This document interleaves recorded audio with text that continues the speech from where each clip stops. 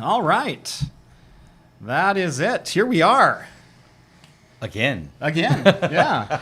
There's more. If you're joining us from Tom's stream, thank you so much for coming over. We streamed on his channel for about half hour before all this.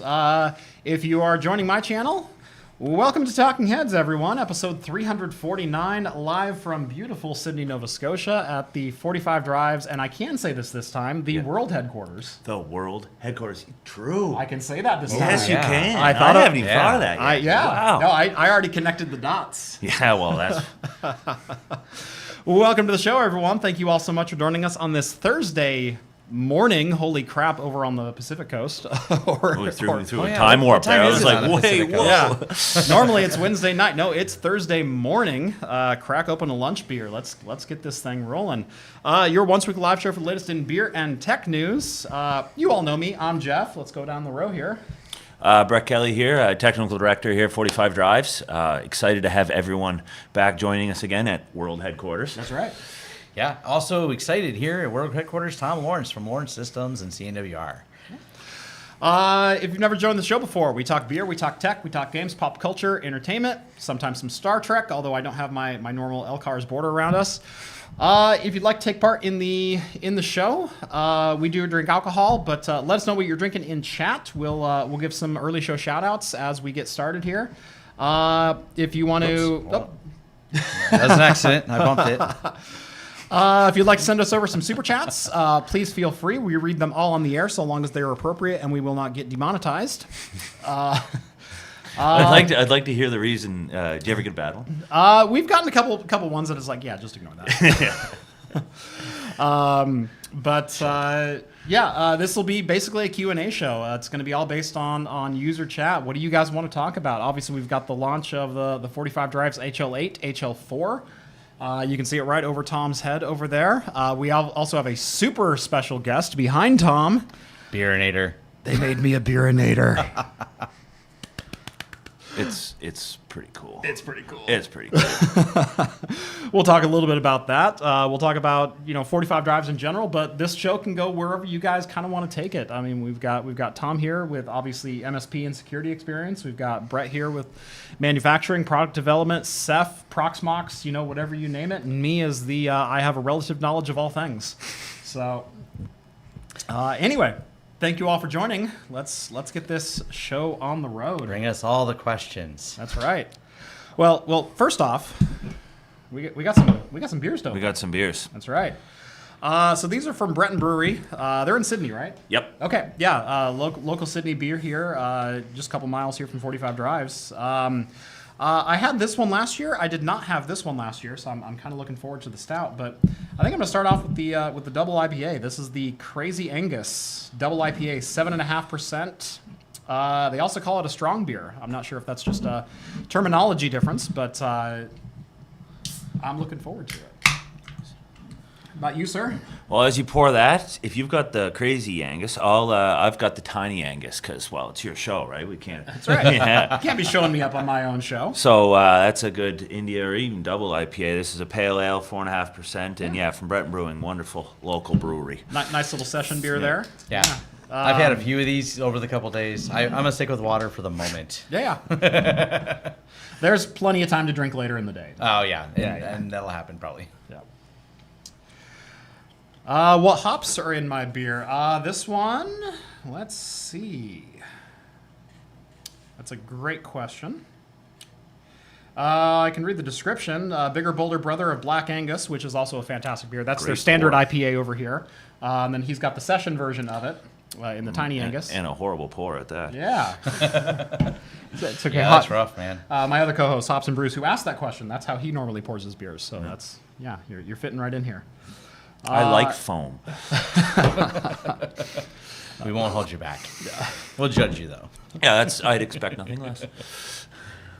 I don't see any hops listed here. I will say we do like our beer, but we shoot more for it's got alcohol in it. Yep, good. Yeah, sounds good. Alcohol, done. Yeah. There we go. Nice. So is 45 Drives going to ship the Beerinator to local brewers?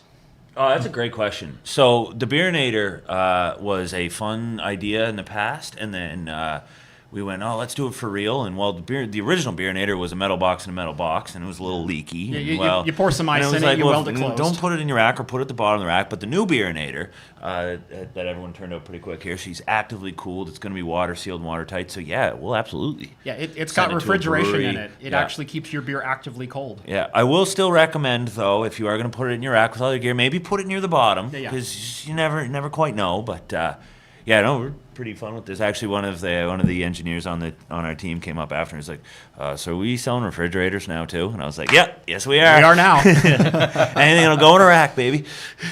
That's right.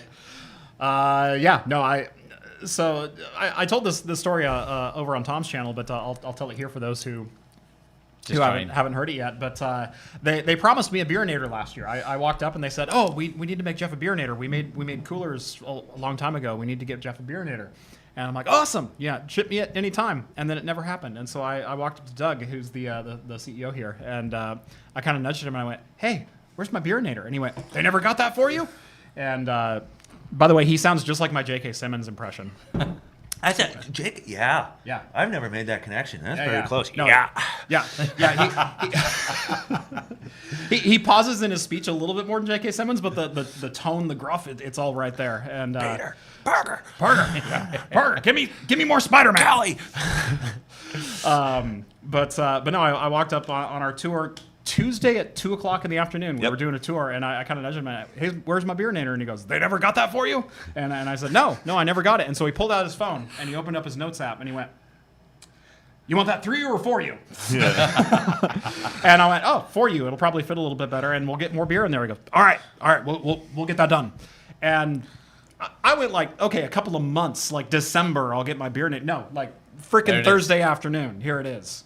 So yeah, we spent a lot of time in watching the production of things, and it's really cool to see because people know 45 drives for some of the things that may be on the both primary and secondary and backup streams correctly. What? Valid configuration. It says good connection now. We're gonna start, maybe.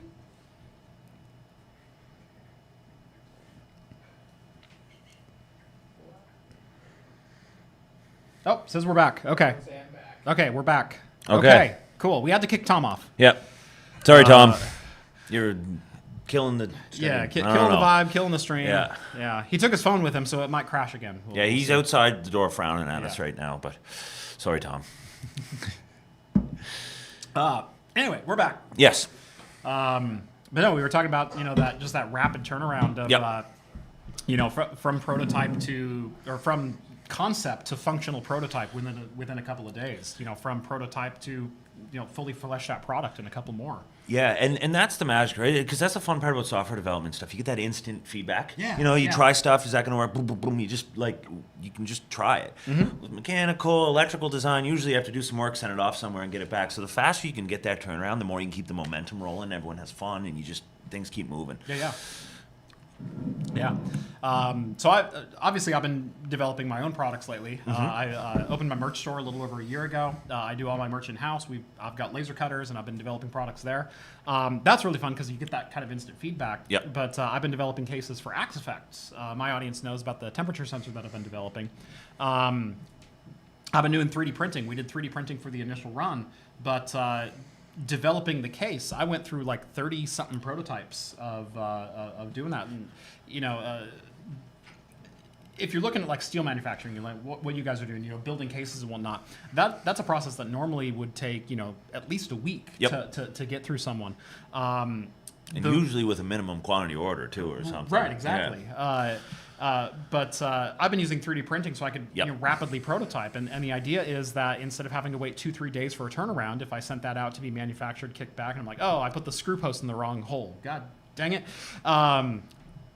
On the 3D printer, I can just spin around and, okay, another 40 minutes. I've got another functional prototype up and working, and let's make adjustments. 3D printers are such a great tool for that. Same with us here. But so we've done that for cases and stuff, but we've gone as far as for mechanical fit, we'll print we'll do the circuit board design. Yeah. With all the connectors, we'll send it off to the shop to get the electrically made. Yeah. But in the meantime, we'll just print the actual board so we can fit it in and test fit everything. And I mean, that works pretty well too. So like, honestly, you 3D print everything. Yeah, getting something that you can put into physical space and actually screw in, like you can design anything you want in CAD, inside a computer, but until you start actually fitting tolerances and how something is assembled and where the screws go and whatnot, it doesn't become real. You can't solve those problems. Exactly, and it's great for the people where you're a visionary. You've got that idea of what you want, but some people are like, I don't get it, man. And you got to make it show to them, and they're like, okay, I see now. And it just starts that role effect, and especially with us here. The amount of times I've talked to our sales team about stuff we want to do, and you can kind of be like, but you go up and you drop something, you show it to them, and they're like, oh yeah, okay, that's real fun. Yeah, so having something that you can like play with your hands, it really gets everyone excited. Absolutely. Let's see, we do have a super chat here from Green. Thank you, Green, longtime viewer. Sends over $5. Crazy idea, half rack, Beerinator, Storinator, and VM server. On the top of the rack, combination bar top arcade KVM console with a keyboard drawer. All right. Are we back? We should be close to back. Refresh again. I'm just going to blame YouTube outright. Yep, okay, we're back. Okay. And back. Okay. I'm going to blame YouTube. So, for reference, my laptop is not the one doing the stream right now. I'm just reading chat off of this. OBS is running on this PC. It's running just fine. The encoder is working just fine. Although we are dropping some frames. I wonder if that's what is causing this. Let me go output, streaming. Let's cut our bitrate down. Okay. Let's go to 12. Let's try that. All right. Let's see if that helps. Super chat. I don't think it's that. I think it's YouTube that's having issues, but we'll see. Anyway, Green. That's not such a crazy idea of having a half rack with let's say a rack mount air conditioner with a Beerinator, with a Storinator, with a Proxinator, and on top of the rack you can have a VM running off the Proxinator with a dedicated GPU with a pull-out console, or maybe even just a rack mount LCD up on top, and a shelf with some joysticks and whatnot. You've got a party and storage server in a box. Perfect. Honestly, slap a UPS in there, Yeah. put some wheels on it, and you can just Wheel take it that around. wherever you need it to go. Yeah. I love it. I love that idea. That's great. Live 5x5. Yes, we are live. 1992 internet issues. I don't think it's internet. I don't think it's internet this time. Chris wants to know if we should shut off the computer and turn it back on. I don't think that'll help. And since I lowered the bitrate, we're not dropping any more frames. So the encoder was dropping about 1% of frames. That's held at 59 now, so I think we're all set. Might have been an encoder issue, might have been a YouTube ingest issue, might have been both. So we'll see what happens. Cool. Anyway, where does 45 drives ship from? We ship from Sydney, Nova Scotia, which is in eastern Canada. Pretty much as far east as you can go before you get to Newfoundland, and then further than that, you're in Europe. So, but yeah, no, we ship worldwide. We've got actually we ship a lot through FedEx. We've got them to move here, set up a big facility to get stuff in and out. So yeah, we've been doing that successfully for 10, 12 years, and then on top of Protocase as well, 20. So yeah, we're slinging boxes worldwide. Yeah. As I alluded to in Tom's stream, I've been talking to these guys all week about Axe Effect, about the temperature sensor that I'm producing. There's a very distinct possibility that I'm going to sell them direct through my website, but there's a very distinct possibility that come January you guys will be a reseller of that. Yep, that's the plan. Yeah. Well, first of all, we're going to be a very excited customer because Yeah. as soon as they're released, we want to buy a couple and use them. Yeah. see how we can integrate it in products, and in the Home Lab store, and help ship worldwide, because we've got a good connection there. Exactly. So one of my biggest issues is I'm shipping these out of my garage. I get 0% off FedEx. I think my latest deal is I get 2% off USPS for Global Post. I do enough volume through merch that they're like, yeah, we'll take 2% off your bill. It's like, yeah, thanks. That pays for the gas to drive it down to you. But one of the biggest issues is worldwide shipping. Like it cost me $35 to ship one of my AxeFX units to Australia. The funny thing is it cost me $50 to ship 8 of them to Australia. And so just based on weight. But you guys get a pretty good deal with FedEx, and there's a possibility like $5, maybe $8 shipping for getting it worldwide anywhere we want to go. So very, very excited to be working with you guys on that. And us too, because that's it. Like, it was one of our topics this weekend too. Is like, how do you give back to the community, right? Can you develop? Can you give money? Can you group together, share knowledge? But also this, have a. We also talked about being competitive and also collaborating. Collaborate, share ideas, share everything around, because it just brings different audiences to other audiences. You learn new things, and you just make some good friends along the way, right? Yeah. Well, I mean, speaking of collaboration, what came out of last year, sitting right behind you on the shelf there, we've got the HL8. This is a product I have been so excited for, because it started from a talk that I gave this last year. You guys started the 45 Drives Creator Summit to kind of bring creators from the space in. So last year we had Jeff Geerling, Techno Tim, myself. And the question last year was, what is a home lab, who uses a home lab, and what do home labbers need? And that correlated to the release of the HL15, which we were all super excited about.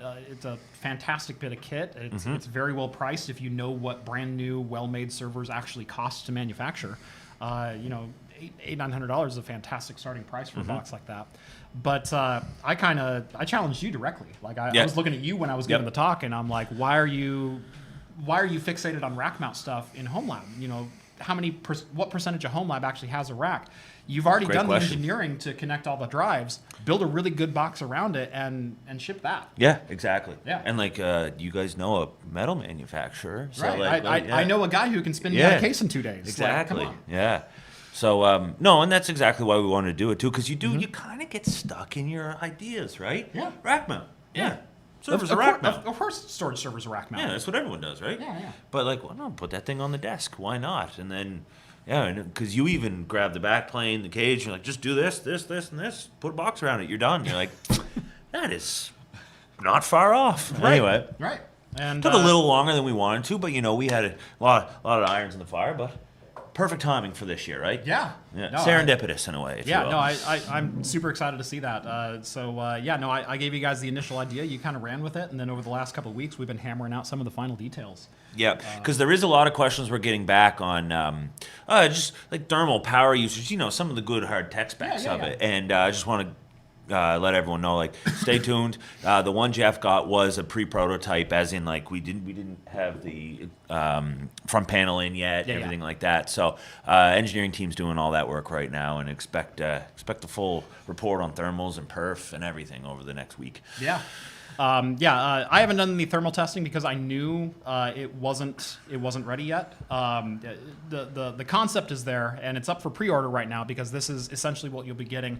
And I will say, 45 Drives did sponsor the release video of that, because that was part of our arrangement for the collaboration there. What keeps everyone honest? Right, exactly. I will be doing still a fully independent review of the final chassis when it's ready, to let you know what my testing of thermals are. I know you guys have been digging into it, and so far it does pass all of your hard drive and CPU thermal testing and power supply and everything else.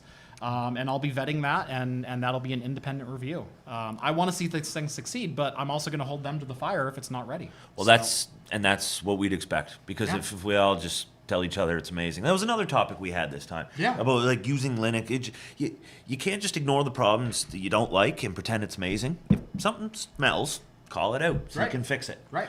Yeah. So this year, the topic around the Creator Summit was de-Microsoftification. Yep. Well said. Yeah. Thank you. It's been a challenge all week to see if you can get that tongue twister out. So I actually called my talk de-Windowsification, which was easier to say. So it was points for you. Yeah. I'm the ideas guy. Remember? Yeah. Visionary. Yes. Visionary. Yes. So I gave a talk. An extended talk about my video about my journey switching to Linux earlier this year. And a lot of it was the reaction from the Linux community about how I was disingenuous about my testing because I didn't give it a fair shake, or of course those programs are going to have problems. Why would you think they would work? Which, again, I've been very critical of this on forums and whatnot. The Linux community loves to speak out of one side of their mouth. Everything works. Nothing is bad. Come over to Linux. We have cookies. And then the other side of their mouth will say, well, you're the problem. You as the user are doing it wrong. You added the wrong expectations. Of course it's more difficult than you think it should be. It doesn't work like Windows. Why would you expect that? It's like, because you said that. Yeah. And so that was the bulk of my talk. And you know what I didn't mention? Window management, because that... While it was an irritant during my video, I had problems with every last application that I ran on there. There was some bug that existed inside of Linux that doesn't exist on other platforms, which makes it a Linux problem. Yep. It makes it a barrier to switch to Linux. Mm-hmm. The thesis of my talk was, until you acknowledge a problem, you'll never start solving it. Yep. Well said. And there was a lot of good chats about that, because it was Linux in the desktop is a great choice. Well, if it works for you, and does all your applications work. And I know personally, I've been doing it at work for a long time. I've still got a Windows machine at home. Yeah. If I'm being honest, if you work in computers, you kind of stop working on computers at home. So it's been Windows, and I haven't bothered changing it. But no, at work, I would never change, right? Because just what we do, we develop in Linux. I live in Linux. It just feels so good. But I don't know. It's kind of this world. It's fun to talk about one or the other, like cloud or on-prem. Nothing's black or white. It's gray. Yeah. There's an answer in between what works for everyone, and it's iPhone and Android. Which one's better? I don't know. Whatever one works for you. Yeah. But it's fun to argue about. Yeah, exactly. Lots of fantastic talks here. We do have a direct question. Jason wants to know, at 45 drives, what about a home lab 2U or 3U chassis for 2.5-inch discs? Oh, that's a great idea. A 2U, so one thing that we want to do in Home Lab is keep expanding, right? So like we said, expanding, what do you mean by that? Expanding the product line. And the server software support around that. But yeah, the first idea was like, oh yeah, it's rack mount. We can do rack mount servers. And then we're like, well, let's put it on the desk. So we did a desk one. But what we want to do is take some of the 2U toolless drive cages we have for both SATA or NVMe drives and think of something there, whether it goes in a rack or maybe it's like if some people may be aware of a little product we built with Jeff Geerling a couple years ago called the Storinator Jr., which I like calling the toaster because if you look at it, it looks like a little toaster with stuff popping out. So it's on the list. It's where we want to look and go from there. 2.5-inch drives are awesome. They work great. I mean, some people NVMe, SATA, that's even a battle itself. But like SATA SSDs are still blazing fast, and will solve most of your home needs there. So stay tuned. There's some stuff coming there. A question back your way if you want to answer. Would you prefer that in a rack, or do you want a desk mount about it? Like size wise, what do you think? Like drive count? I don't know. I think it's a fair question. If it were me, I would say you've already done the engineering on the backplane to build a 2.5-inch by 8 backplane. That's a tri-mode backplane for SATA SAS NVMe. Build something around that where you could slide in 8, 9mm drives into it. Yeah. And call it a day. Yeah. And that's a great place to start. Yeah. The 8, because 8 seems to be a good sweet spot. Like for ZFS, that's where I usually, especially for Home Lab, aim a lot of my arrays to be. You run a RAID Z2, you lose the capacity of 2, but you get a 2-disk failover. Plus, resilver time gets exponentially worse once you hit 9 and 10 drives. Yeah. And so it's the best of stability and protection and rebuildability. Yeah, that's a fun one to talk about with people too, because you're like, oh, we're gonna build your VDEVs this way. Yeah. No, I need as much storage space as I can get. And you're like, yeah, but most people listen to you eventually. But yeah, when they see that rebuild time, they're like, what is this? Yeah. But yep, eight's a good sweet spot. They say 2U rack mounted is what they'd like to see. Rack mounted? Yeah. Cool. Yeah. All right. I think stay it's a great tuned. option. I'd also love to see a desktop option, an expansion of one of the HL mini boxes. Yeah. Maybe we can get creative too, where it's like a desktop or rack mount, and there's like a little adapter kit that fits it in the rack. You know what I'd love like to see is build it into a 10-inch form factor, but have extendable rails so you could also put it in a 19. Oh, that's cool. Yeah. That is very cool. Yeah. Yeah, that's too, because we get questions about that all the time. 10-inch racks are very much up and coming in a lot Yeah, of like spaces. the short depth Yeah, ones, yeah. especially like auto video, home entertainment. Yeah, Yeah. and the dead silent. Yeah, Yeah. that'd be a good. That's Exactly. a good idea. It's a very good idea. And again, with SSDs, you've got this much room to work with when you're stacking 8 of them in there. And so, Yeah, no vibration issues or anything like that, so Right. you can pretty much just slap them in there. yeah, absolutely. Yeah, sure you plus get- one for both options. A lot of people chiming in with that. Yeah. I'd love a mini box with NVMe. Yeah, we were talking earlier today. I spilled the beans a little bit about like NVMe's new form factor. Obviously, it's a standard form factor. Obviously, you guys are aware of the new form factor. I don't know timeline-wise of that being approachable to HL, to home labbers, and that being like an accessible form factor. So I don't know if that really makes sense for a home lab line. Which form factor are you talking about? The E1S. The E1S? Yeah. Yeah, well, we still have, timeline to be determined on that Yeah, one. yeah. We've still got some work to do on that. Yeah, but I'm sure you'll see an enterprise product before too long, but as far as home lab, I don't know if like cost-wise makes sense because you're talking like $2,000 per drive. That's not exactly home lab budget. So. Exactly, right? Yeah. But again, 2 years ago, that was NVMe drives in general were that Mm-hmm. expensive. And then now, like, they're comparable with SATA. And there's talks actually that NVMe drives are actually going to start plummeting in price as NAND density gets Yep. increased. Like we could be looking at 8 terabyte drives for less than $200. Yeah, that'd be crazy. Which just a couple years ago is what we paid for spinning. Yeah, it's awesome. So Yeah. No, it's great to see. It's Yep. great to see. Zach/Yocto chimes in with a $500 super chat. Oh, my goodness. Yocto's a really good friend of mine. Yeah. Yeah. The HL8 is the first 45 drives products I've been excited about to buy, and I like that you've accepted the feedback in making this product happen. Love the stuff you and Kraft do. Also got 45 drives, the 3 Steam Deck with Ceph, and the 3 Asus ROG Ally X with Ceph Video N. Okay. Our ROG Ally Ceph cluster. I mean, for a comment like that, yeah. I think you got to build one now. Yeah, absolutely. By the way, I know he bought an HL8 too. It's on the way. He's got a pre-order in. Awesome. Yep. Awesome. So, yeah, we did 3 Steam Deck and then Verse. Oh, okay, the Versus will be awesome. Yeah. Okay, well, it sounds like a great opportunity to buy a couple for the company and then That's right. take her home Now and it's try it out. now it's a write-off. Now it's a write-off. Yeah. Yeah. Yeah, we have to. Okay, love it.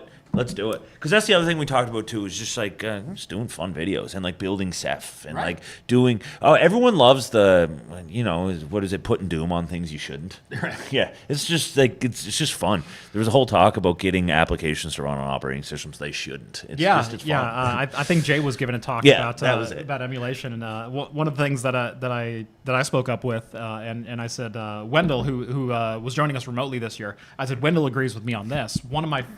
One of the things that just makes me absolutely giddy for absolutely no reason is running like Tears of the Kingdom with an Xbox 360 controller on Linux. With 60 frames per second Well, compared 60 to your frames per Switch. second, like, but like using hardware that was absolutely never intended to be used together with software that was never intended to run on it. That makes me so happy in so many ways. Tears. I remember doing that with Breath of the Wild when Yeah. it first came out because I wanted to play it so bad, Yeah. but I couldn't buy a Switch at the time because they Yeah. were so short in supply at the time. Yeah, absolutely. So, well, you got to do what you got to do. That's right. Yeah. Piracy is always a supply problem, isn't it? Yep. That's exactly. That's right. It's exactly correct. We're nearing that era again. Anyway, thank you, Zach. Thank you, Zach. Zach, actually, I've been wanting to do something really crazy, and that is actual home lab tours. Yeah. Actually, that's a really cool. Actually idea. talk Like to some crib people. style? Exactly. Yeah. MTV Cribs. Like, Yeah. let's see what you got. So for those who don't know Zach, he goes by Yoko on the Discord server. He runs a small little endeavor called 01 Technologies, in which he's doing colo out of his garage. Nice. By the way, this one's free. He was looking at sponsoring a couple podcasts, but I'll give him a shout out on this one for free. He brought in 400 amp service and 5 gig symmetrical fiber. Wow. He's got 4 racks in his garage right now. He's looking at adding a 5th. They're all deep and wides. They're all air conditioned. He's putting in a raised floor with drop ceiling in a dedicated secure room. That's not a garage. That's a data center. That's a data center, right? Yeah, exactly. But he's actually housing one of my servers as well, and we're working on a second one in which we're going to open up artificial intelligence, so AI learning models, to my patrons here before too long. Cool. We're stacking that thing full of A4000 and V100 GPUs. Nice. And we're going to open up a couple different LLMs, a couple different chat models. We're going to do like Copilot for coding, for code verification and stuff like that. AI image generation. I'm looking at basically I want to fire up a whole bunch of services and give anyone on my Discord, which is Patreon or Floatplane, access to that. So you get an access token. You can use that basically for free as part of your subscription price. Awesome. So Visionary. we are working on spinning all of that up. We have 4 A4000s in the server right now, as well as gosh, what chip is that? It's a 6238, like a 24 core second gen scalable. Yeah, we're looking at some pretty fun stuff, but you'll hear more about 01 here in the next couple of months. I know he was looking at sponsoring some podcasts to get some more colo data. Awesome. Colo contacts going. So. Well, good. Yeah. That's awesome to share that out. Yeah. And as Zach says, they know him over at TechnoTim's community as YWS, Yoko Web Services. Multiple personas. That's right. He goes by Yocto, and so over at TechnoTim's, he's YWS, spinoff of AWS. Yeah. And on mine, he's ZWS. Nice. Because we know him as Zach. So, Yeah. But yeah. So if you've been looking to get into AI, image generation, LLM, coding help, anything like that, audio editing, things like that, that may be coming as a perk of my Patreon here before too long. So more information on that is definitely to follow. Why is this not charging my laptop? There it goes. Okay. I was looking over at that. It's like, it's still at 100%. That should not still be at 100%. That doesn't make sense. Yeah. So yeah, that's going to be a lot of fun. And it's basically just going to be open, and if you want us to run a specific model, let us know, because some of it we're also going to virtualize, so we'll be able to add and remove models basically at will. Cool. So, yeah, that'll be awesome. Yeah. Very cool. Computational fluid dynamics. If you've got a model that's open source and we can run it, I'll throw it on there if you want to see it go. Like I said, I can't promise all the horsepower in the world, especially for if we get a little bit niche in our learning models, but at the same time, it's like I'm more than happy to throw 8 gigs of VRAM at something. 12 gig. I don't just have V100s. I have two 32 gig V100s. Oh, damn. Plus 4 A4000s, which are the 16 gig models. So we're gonna have. Yeah, I saw you eyeing our L4. We're gonna have 128 gigs of VRAM in that server. Nice. So yeah, it's gonna fly. It's gonna be pretty sweet. Does the site have offerings and pricing? I have no idea, because Yoko and I are still working out the sponsorship deals for the podcast, but you'll hear about it on future podcasts or 01 Technologies. Look him up. 01. Very cool. And he says, feel free to DM him. He's at Yocto, YCHTO, on my Discord. So join the Discord, Patreon or Floatplane. Links are in the description. And start chatting. Nice. LOL, SETI at home. Can you imagine if as a kid I told you what kind of SETI at home station or work setup that I would have running in my own server? Yeah, no. Wild. You have 128 gigs of storage? No, of video memory. Yeah. Oh, crazy. Mm-hmm. So much fun. Yeah, so these are the kind of shenanigans we get up to over on my Discord. It's a lot of fun. Anyway, let's see. Brought him in. Yeah, anyone who wants to join, please. Oh, special guest. Who do we got? Come on in. Me? You want to say hi? Come on. We got a third mic. We got a Come mic. sit down. Are we live? We're live. Yeah, we've been trying to catch people the whole time. You're the only one who looked over. Look who showed up. Look who's here. Look who showed up. A wild Techno Tim appears. That is right. Am I peeking? We were actually just talking to Yakto. Oh, Yoko, how's it going? Holding down YWS. Yeah, That's right. Yeah. Man, I didn't even get to see the Beerinator fully. Isn't that cool? It is so awesome. Yeah. It is so awesome. Yeah. Yeah. Man, I should have grabbed it. Anyways, like I have the dark mode logo, right? Yeah. So this guy Mark, who saw my dark mode logo, and he helped me print a caddy last year for the AV15. Yep. Yeah. He printed a pair of dark mode glasses that are like super high quality, and he gave them to me. I just left them upstairs. I should have brought them. That's Oh, amazing. awesome. Yeah, it's pretty awesome. That's cool. Anyways, I was just like totally floored by that, but Yeah. Oh, that's Mark. yeah, that's I mean, smart, yeah. he printed that thing last time, like in between sessions, and so he's definitely a problem solver. Yeah, he's a problem solver, entrepreneur, and that's it. So he since then he's moved on, started his own business. Wow. HD3D, and that's where he's running all that from. So anyway, it's nice to have Mark around. Still here and there. Yeah. Yakto says, "Hey Tim, we got a hey Techno Tim, love your channel" from Stefan. We've got Aaron says, "That's not Tom. Someone replaced the vowel." Techno Tom. Techno Tom. Yeah. AliExpress Techno Tim.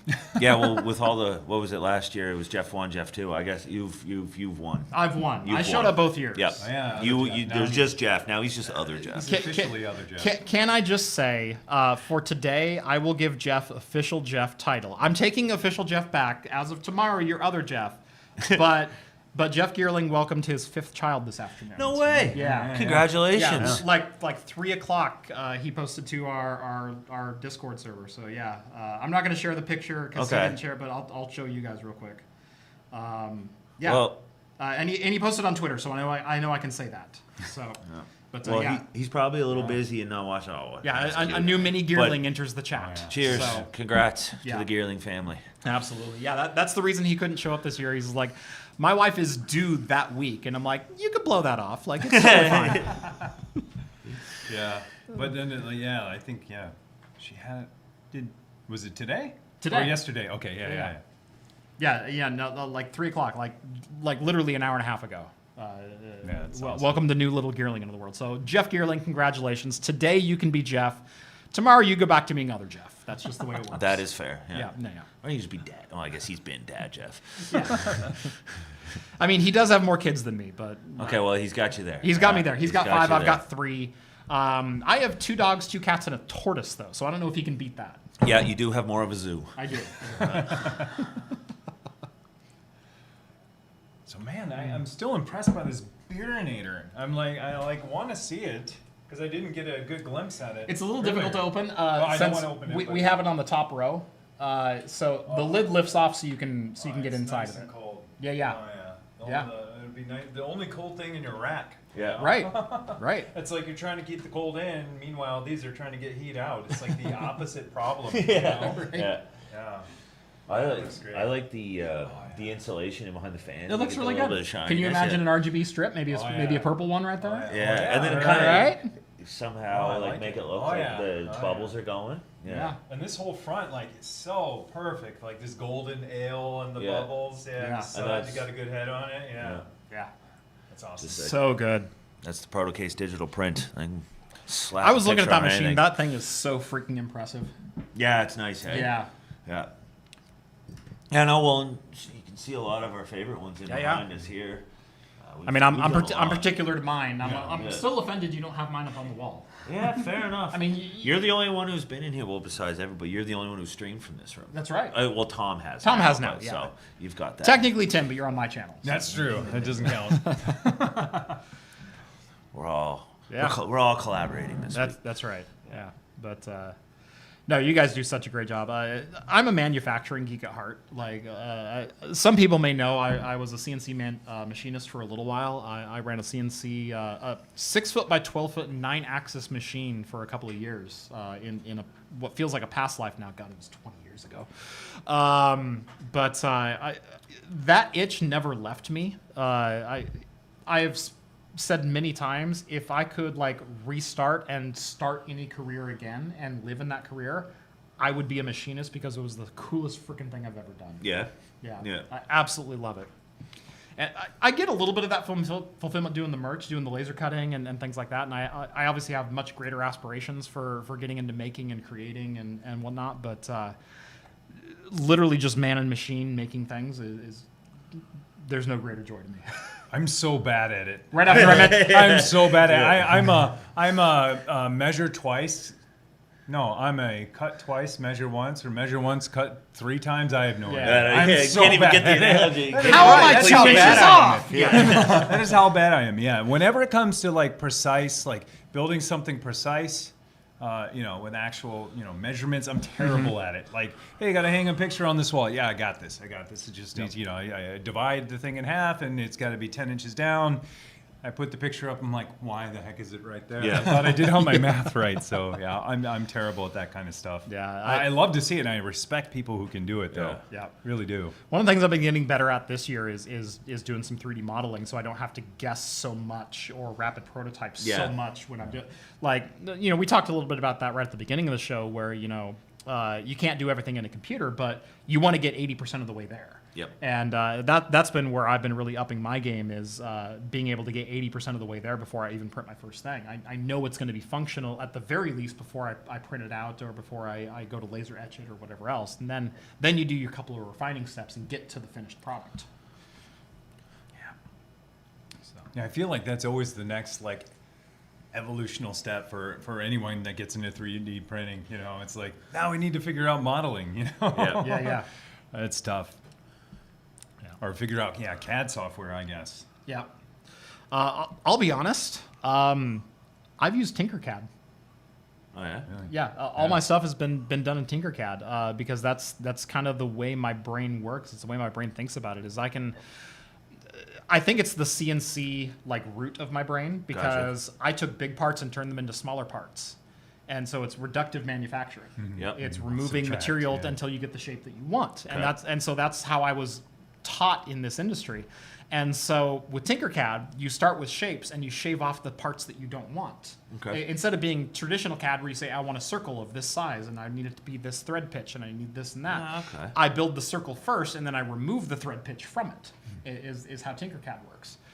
You work with negative shapes just as much as you work with positive shapes. Interesting. And I wish it had more features to like be able to center objects and whatnot. You have to do a lot of math when you're doing TinkerCAD. I wish there was like an align tool. There's not. I do everything manually.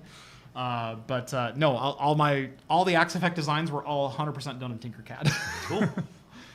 I don't even know what TinkerCAD is. What is it? TinkerCAD, uninformed. It's kind of like what was Google's free SketchUp. SketchUp. SketchUp. Yeah. Yeah, it's very similar. It's a web-hosted free 3D modeling tool. Cool. But what it does is it goes, we're going to give you some shapes. We're going to give you cubes. We're going to give you pyramids. We're going to give you cones, circles, spheres, whatever. You can have them be positive space where they are solid objects, or Yep. you can have them be whole space where they remove that section from other objects. Okay. And so you literally design and you build up like a block, you cut that block to size, and then you inlay something into it as a whole, and then it removes that material from the shape that you had, and then you add more, and then you remove more. That's awesome. So yeah, it's literally like playing with Play-Doh. That's cool. I can do that. Yeah. It sounds like something I could do, maybe. Yeah. There's another good web-based one, OnShape. I think there's a free access Yeah, to there it. You is, can do yeah. premium. It's nice and it's cool because it's got what I liked about it, because one of the guys here was using it for a bit. It's kind of got that Git style of file management. Yeah. Where a lot of the other ones Revision don't. You just do it history. yourself. Yeah, Yeah, but it's yeah. got revision history built right into it. It was really convenient. Yeah. You could share stuff. But yeah, OnShape, shout out to them. Yeah. That's another good option. I've been aware of them, but I've never looked at them. And so, yeah, no, I'm totally going to do that. I tried to learn FreeCAD, again, going back to like our Linux open source kind of stuff. I tried to learn FreeCAD, and I failed so hard. And it's not that I don't understand shapes or sizes or dimensions. It's that the learning curve was so high, and I just didn't have that kind of time. Yeah. Like I didn't have 60 hours to devote to learning FreeCAD so I can turn out a model after 2 more hours. I needed the model after 20 hours worth of work. Yeah. And I could brute force my way through it. And so for that, it worked just fine. Long term, probably going to learn a CAD software of some kind, but we'll get there when We'll get there. Yeah, exactly. When the need arises. Yeah. Let's see. Do we have any other questions? Jeff is a manufacturing and logistics company now. Just Jeff. My Jeff chat Co. loves to make Yeah, fun of Jeff me. Co. My chat loves to make fun of me because I talked about this a little bit this week, that when I started my channel, I started it very intentionally with long-term planning and long-term processes in mind, where I want my logo to be established. I don't want to have to find my voice 50 episodes from now if I get popular. I don't want to have to learn how to edit in the style that I want 50 episodes from now once I start getting serious about it. I want to turn out a good-looking video in the style that I imagine from day one, and you can tweak it from there, but establish your processes. From day one, I also went, what happens if I end up selling merch? And the thing that I told myself in day one was, I don't want to be a logistics company. I don't want to do shipping, receiving, design, manufacturing, procurement, any of that. I hate logistics with a fiery passion. But now I'm doing all my own merch in-house. I'm doing all my own design, all my own manufacturing. I'm doing all my own shipping. And so the joke is, well, Jeff, you're just a logistics company at this point. It's like, God, Yeah, don't point it out. Don't remind me. I know.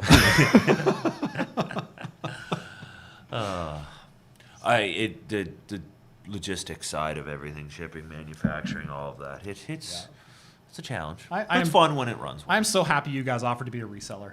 Yep. We're happy to be one. That's right. No, that's going to be a really good partnership. Like we mentioned, especially for worldwide shipping. It takes such a load off me, and you'll get the exact same product, maybe in a slightly different box, because you've got a box cutter that I don't have. Mm-hmm. But yeah, that's going to be fun. Connor says OnShape was made by the same people who originally made SolidWorks. Oh, really? Well, it must have been the people who left SolidWorks because I didn't like the direction it was going, because... No, I joke. Yeah. Jeff, a few days ago, I noticed I was unsubscribed from your channel. Is YouTube able to remove subscriptions? I didn't get any content from you for months.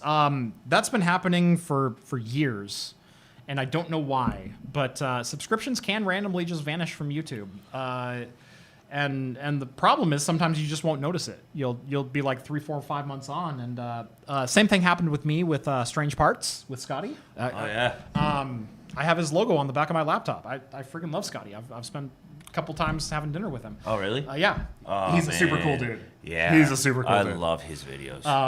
Sometimes you meet YouTubers and they are a completely different personality offline than they are online. Like you can tell when they're on for camera and when they're off, and they're a little bit softer spoken or a little bit less energy or whatnot. Scotty is the exact same bubbly, infectious enthusiasm that he is when he's building an iPhone from scratch. Yeah, well, that was much a fun. video. It's like, this guy just literally built an iPhone from scratch. He Yeah, just walked around Shenzhen, found all his parts, and did it. Like, what?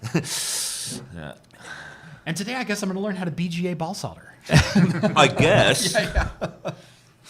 Can't be that hard. But no, I spent a couple hours talking to him at LTX this last year, and, Nice. and that was fantastic. But no, I got unsubscribed from Scotty's channel at one point. I've been unsubscribed from a number of channels, and the problem is you just think that channel's not putting out content until you realize, all of a sudden they're being recommended to me again 6 months later. Where did these guys go? Why did I not see these 17 videos? I watched every single one beginning to end. I commented, I liked everything else, but no, now they're just gone. Yeah, they want to shove something in there. But at least then you have 17 new videos to watch. I can binge watch, yeah. Yeah. Another one that happened to me was Grindhard Plumbing Company. They're a little group out of Idaho that they make some of the coolest off-road machinery you've ever seen. They do a lot of engine swaps, but crazy engine swaps of let's take a Hayabusa 1 liter 4-banger, 300 horsepower motorcycle engine, and let's put it in a Barbie Jeep. Let's put full travel suspension into it. Yeah. And then name our channel Plumbing. Yeah. Well, he used to be a plumber. Oh, okay. And so the joke is it's Grind Hard Plumbing Company. That's the name of his channel. And it's the most amazing crap you've ever seen. Yeah, it's not to the same probably craziness as that, but Rob McQueen, one of our coworkers here, he's got a boat he's got out on a river we have around there. But yeah, he's got a truck engine in it. Yeah. And I was just like, that's not built for a boat. And he goes, still works. So do you know what a K truck is? The Japanese. I don't. Oh yes. Okay, Japanese yeah. mini Yep. trucks. Yep. So they're regulated in Japan to be 2-wheel or 4-wheel drive and have a 660 cc or less engine. And so they're super efficient. They get like 40 miles to the gallon, but they're 4-wheel drive and they're a lot of fun. They took one and turned it into a 6x6. Wow. It is a 6-wheel drive. That's crazy. Yeah, no, they do some really crazy cool stuff. That's impressive. So if you've never seen Grind Hard, go watch Grind Hard Plumbing Go. Bring it back to Japan and get arrested Right. on site. Yeah. That's illegal. Yeah, you can't even get off the boat. Yeah. Yeah. All right, I'm gonna head out just Absolutely. because I was walking by waving and Sweet. Oh yeah, we Come in. got you. All right, well, thanks for stopping by. Yeah. Go socialize. If anyone else is standing out there, have them drop on in. Just go join the chat. Has anyone else been in? Tom was here earlier, but no, if we got Jay, if we got Raid Owl, send them on in. Yeah. Cool. Revolving door. Yeah. Let's see. Do you use any S-Log device on Storinator? Wondering what kind of speed you would get with NFS over 10 gig.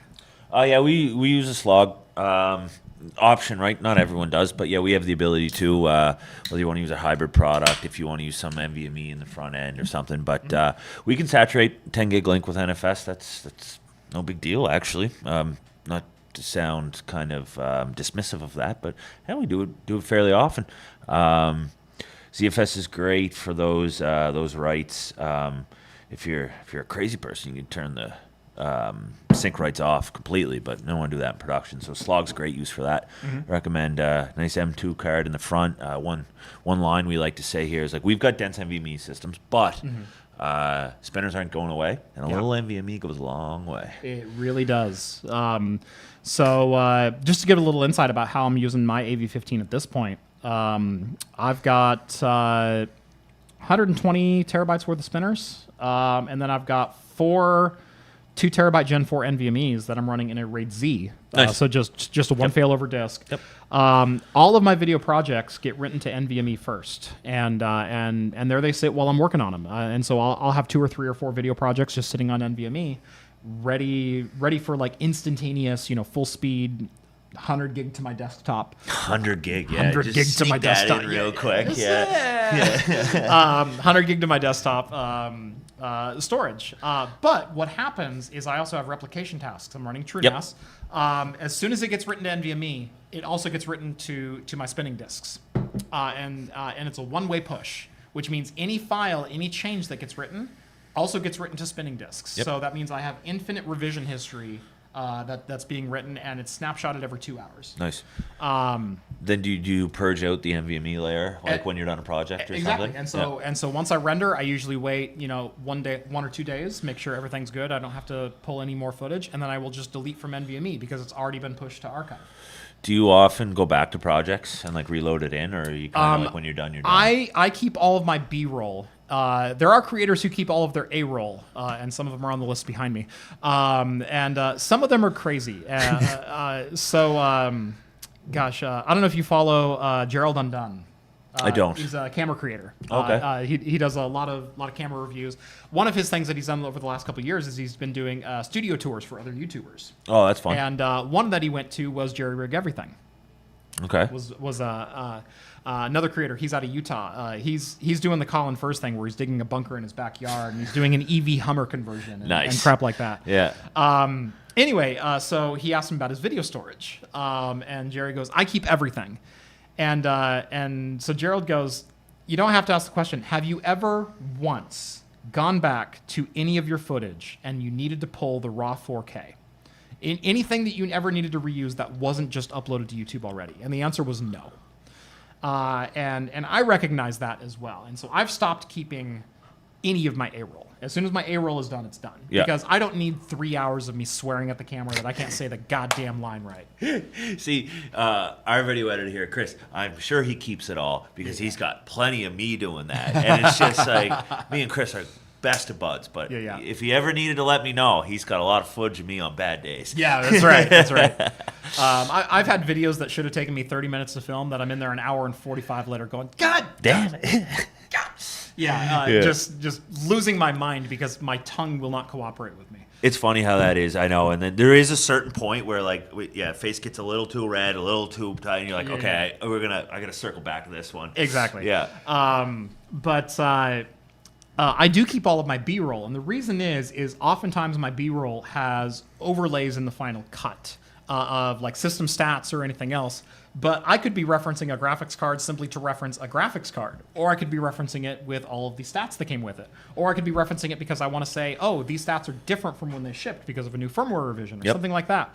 And so I need that original B-roll footage that I can re-overlay as I need. I can't just use the old cut.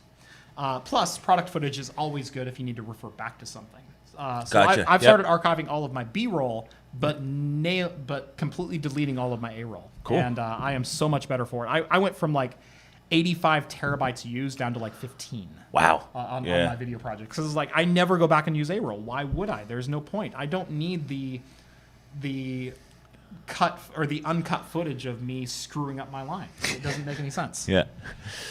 I get some good bloopers from that. All right, Chris? Yeah.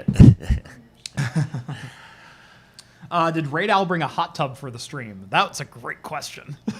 I'd love to see the logistics of that. Raid Al did a hot tub stream one time. He did a Twitch hot tub. I'll sell you my bathwater stream. He's a funny guy, man. He's so funny. Oh. So here's a question for Jeff and 45 Drives. Do you guys use Tailscale when away from your home lab to access your home lab? I don't. Yeah. I don't. My home lab, sorry, this is going to sound incredibly boring, is a Samba share and a Plex server. And I don't even use my Plex server because another coworker of mine has a better Plex server. More, and I just use that. But that's no fun. What about you? No. My home lab or my home storage is entirely SMB. If I need anything, I remote it to my desktop at home because I'm not doing video projects from the road that I couldn't access locally on local hardware.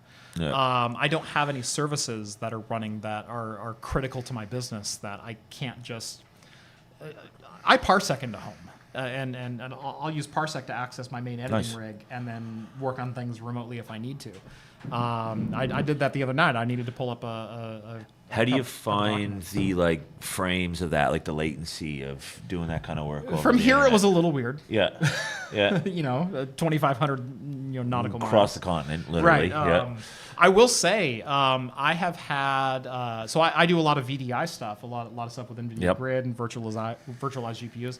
I have had on a single server players from Chicago, Montreal, Norway, Australia. And a couple others around our continent remote into it with some pretty good results. Nice. That's awesome. Like the latency that you're talking about. Actually, I wanted to bring this story up in one of the earlier talks because we were talking about engineers trying to troubleshoot problems. 12 of us trying to figure out how to do a PowerPoint thing. Have you ever heard the story of the speed of light bug for email? Nope. Okay, there's a story. I don't remember what university it is, but this is an old BBS forum repeated story that is actually 100% true. Okay. So some engineer at one point was trying to send an email to at a university to another university, and he realized that the emails were timing out, but they were timing out in a very specific way. So to test this hypothesis, he sent out emails to everyone within a radius of his university. So he emailed all of his colleagues that here's the center. Like let's say we're in Austin. Let's email someone in Tennessee. Let's email someone in Louisiana. Let's do Arkansas. Let's do Ohio. Let's do Michigan. And what he found was he could only email around 500 miles. Okay. Anything over 500 miles, it was about like 510 or 512 miles, would error out. Okay. It would come back and say undeliverable, but everything within that radius was deliverable. So he wrote up all this documentation and finally submitted a report, a ticket to the IT team at the university. He goes, I've established that anything outside of 1 second of travel for the speed of light is undeliverable. What had happened was the time to live for the email delivery had been set by the wrong decimal, and so they had put it at 0.1 instead of 1 point, or the number of hops that you can take, the time to live for pings, was about 1 second, which is how far you can travel. Data travels at the speed of light. So in the time that he could get light 1 second away, the time to live would expire. No way. That's hilarious. I love it. And so you had some physics engineer at a university establish the speed of light via data transference. Well, there we go. Another way to prove. So we have another special guest going to join us. We here. do. We did have a question from the comments. Did you bring a hot tub with you? You know how much that would cost? That's what I said. What are the Take legit? a hot tub on the plane? Well, I am a logistics company, so Yeah. Okay, well, next time. yeah, we can figure one out. Anyway, we got a spare mic here if you want to hop in. Say Hop hello. on in. Okay. Hop on in and introduce yourself. Okay. I'm the hot tub man. You're the hot tub man. I actually do owe my audience a hot tub stream. I did say I was going to do that, so at some point when I get home I have to do one. So, hey, if y'all want to come visit Texas and you want to hang out in a hot tub and talk about tech stuff, I'll be planning one of those. But yeah, I am Brett, aka Raid Owl. One of the creators here was invited by 45 Drives. It's been awesome. Yeah, So, it's been great to have you. yeah, I was. It's so awesome to come in and see, like, we talk to you guys, like through email, and occasionally we get on like a video chat. Yeah. But like to come in and see all the people face to face, and that thing that gets shipped to you, you open it, and it's in a box. It's a cool device, but to come in and see how it goes from the salespeople to the building where you're literally taking out the metal sheets. Taking out 4x8 sheets of sheet metal. Yeah, and putting them in the super expensive laser cutter and cutting them, then bending them, then welding them, then painting them. And like these are actually people actually doing this. Like that thing that shipped to you in a box that you opened and it was cool. Someone actually made that. Like it's just cool to see. Obviously, someone made it, but it's amazing to see that. Yeah.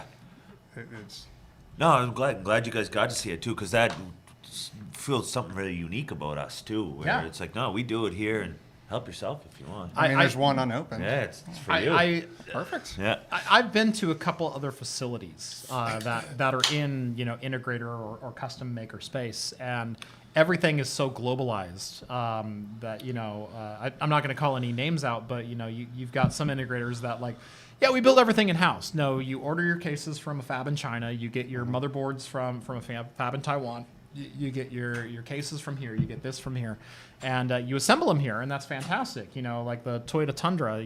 It's manufactured in Japan, assembled in America. Yep. I have a Tundra. Yeah, that's why I said it.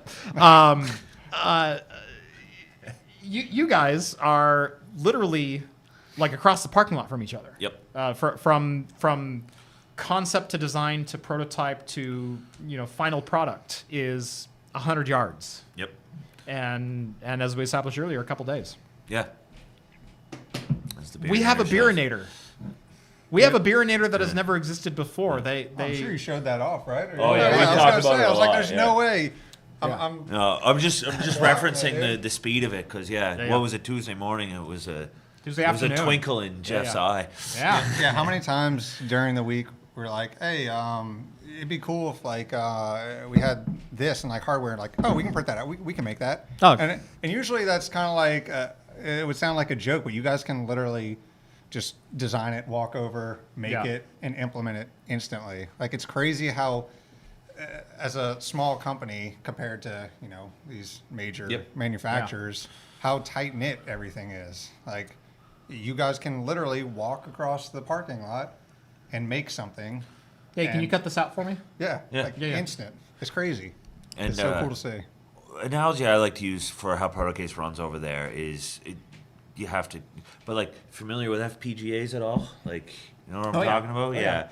And it's really like a manufacturing plant traditionally is, a set flow.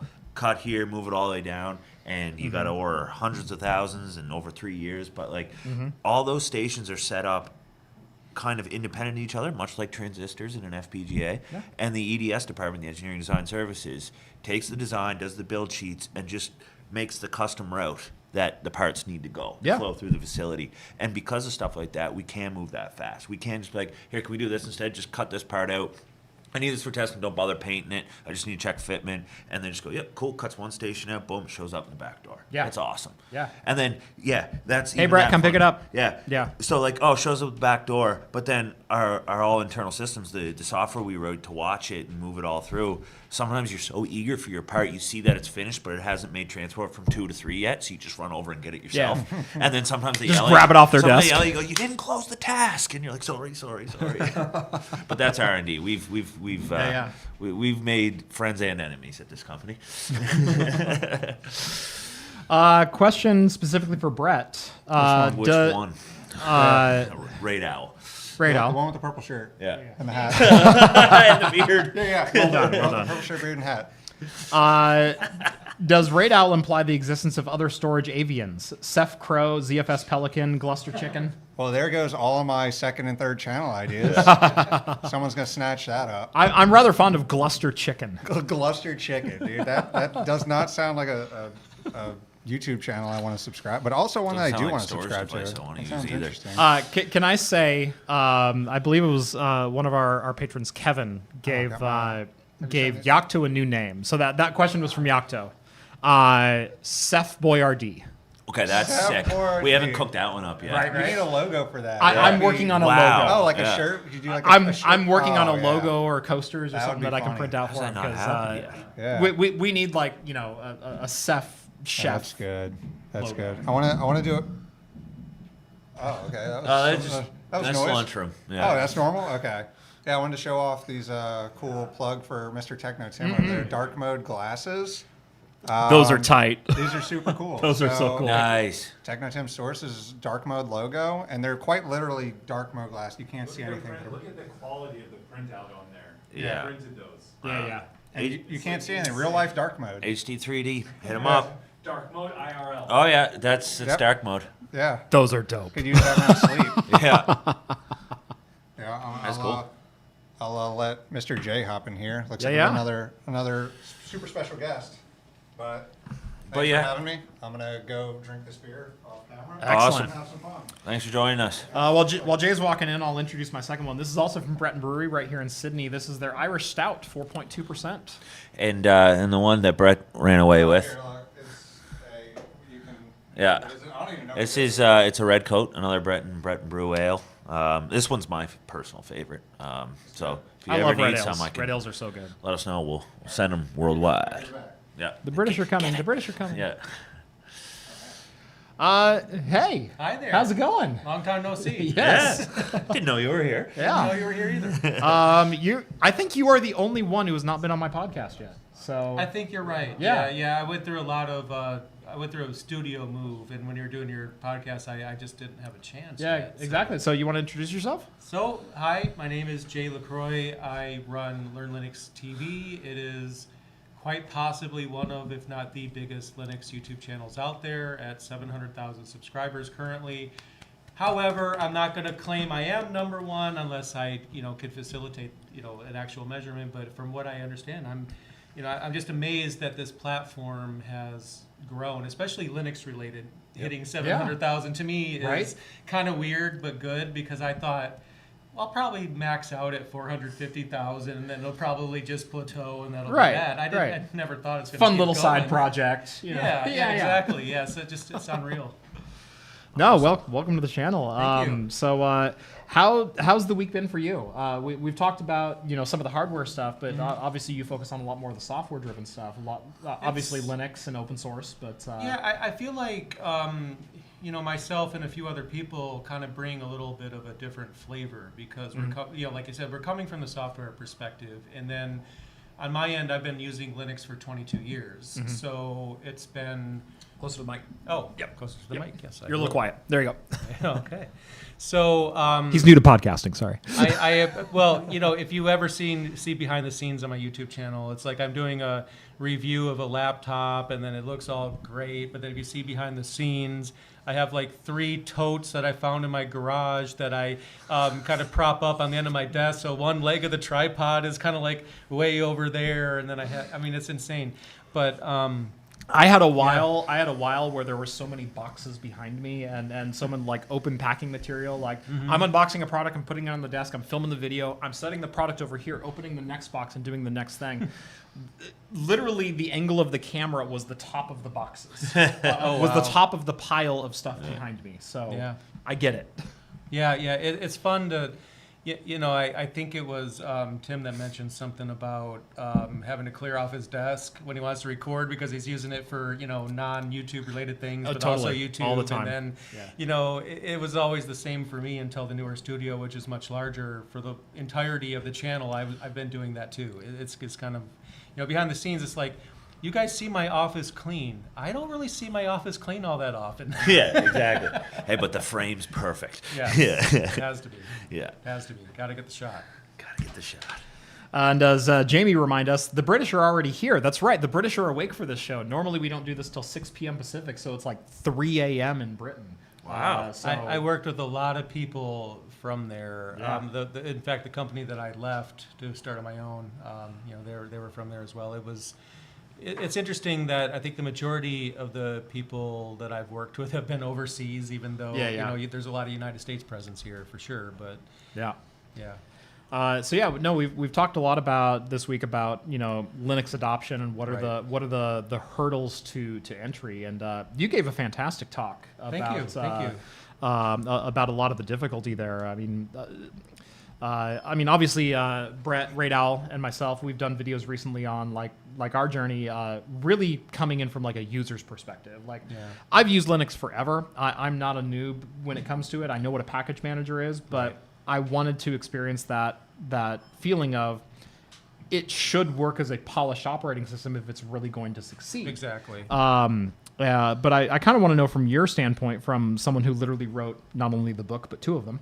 Actually, six of them. Six of them. Good Lord. And the 7th of them is currently starting production, and the 8th one is being planned as well. So I keep myself a little too busy, I think. Yeah. But kind of your perspective. From my perspective, from where is Linux at as a consumer user / enterprise focused operating system on the desktop for usability, for accessibility? It's in a state of transition. It's in a state of migration. It's not where it's supposed to be yet. We have all the frameworks that we need, as far as I'm concerned, to get there. I know some people feel how they feel about Systemd, but it does help us get there. Flatpak helps us get there. Wayland, all these different things that we're developing right now.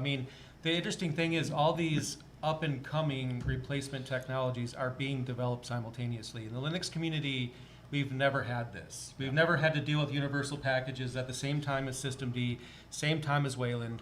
So we are literally developing all the things at the same time. And meanwhile, we're looking into immutable distributions, we're looking into all these different things. So from a user perspective, they're going to feel like they, in my opinion, assuming they have a compatible distribution, they're going to get most of the way there. But they're going to find things that they're going to find where Systemd development has ended. They're going to find where Wayland development has currently ended until it goes to the next level.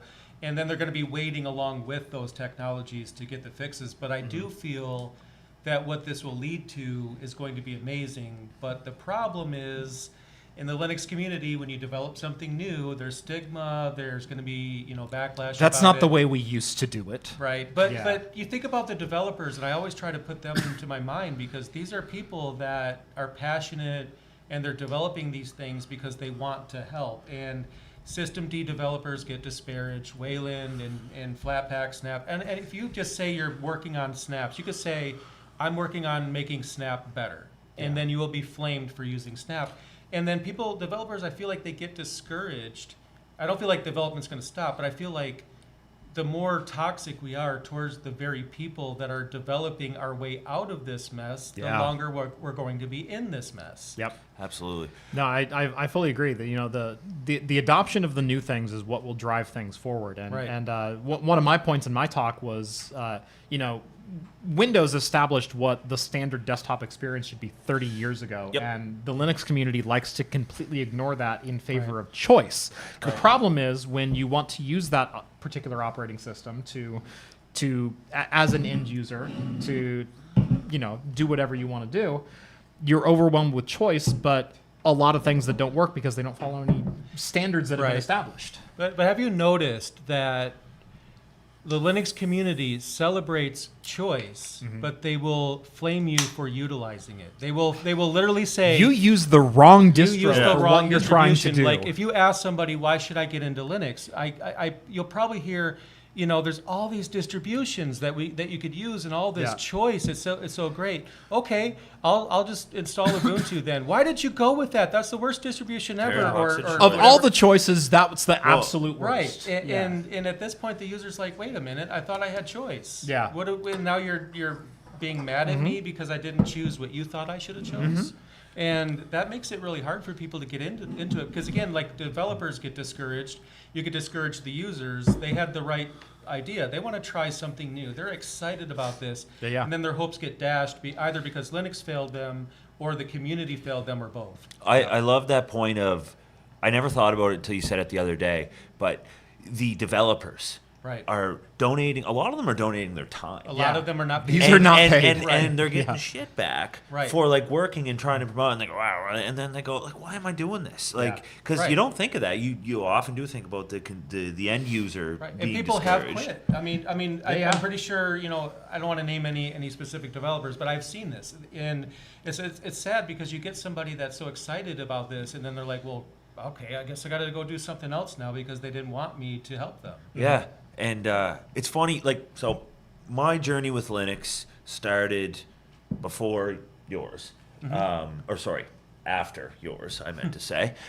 System D. I never, like, when I came in, System D was in. There wasn't the whole Yeah. like changeover, so I loved it. Oh, and then I watched the fight, and I'm like, why the hell would anyone want pre-System You D? guys might This enjoy, is you guys this is might enjoy amazing. this. You guys might enjoy this. Some of the complaints, I mean, most of them are valid, but you're going to get some that just make no sense. So you get a flat pack. Okay, has all the things in it that it needs. Obviously, it's going to take more disk space. So then you get somebody that says, I am not using Flatpak due to the waste of space. Meanwhile, they use Mac, which does the exact same thing and puts everything in one app file. And it's fine there, but we're not supposed to do it because we don't want to. But it's even worse than that. You could buy a 512 gig SSD on Amazon for $20. We do not have a space issue, so please I was going to stop say, the pushing annoying that. thing is they're talking about like 30 megabytes. It's like, Yes. good God. I know. Have It- you it's- Have you checked mobile phone app usage because Android solved this problem a long time Yeah. ago by developing universal apps. You can download a basically web front end application, Yes. and it's a gigabyte in size, and we don't bitch about it there. No. But see, here's the funny thing. You get somebody that's complaining about not wanting to use a universal package due to a waste of space.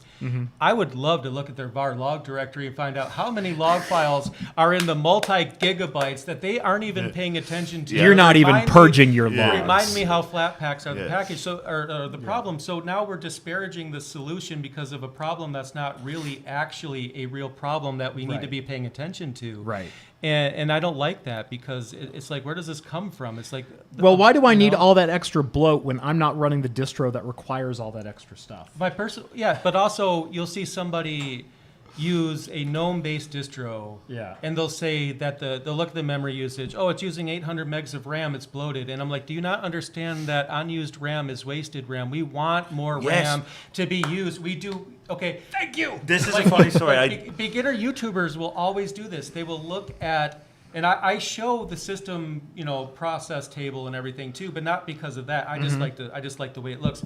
But people will, and I used to do this too. They'll say, "Well, it's only using this. It's using this amount of RAM. Like it makes a difference." It doesn't. Okay, it just doesn't. Yeah, we wanted to use RAM. It's funny that you bring that up because I remember doing some work with, I'll say it with Linus Sebastian, yeah. and he messaged me in a panic one day. He goes, "Problem."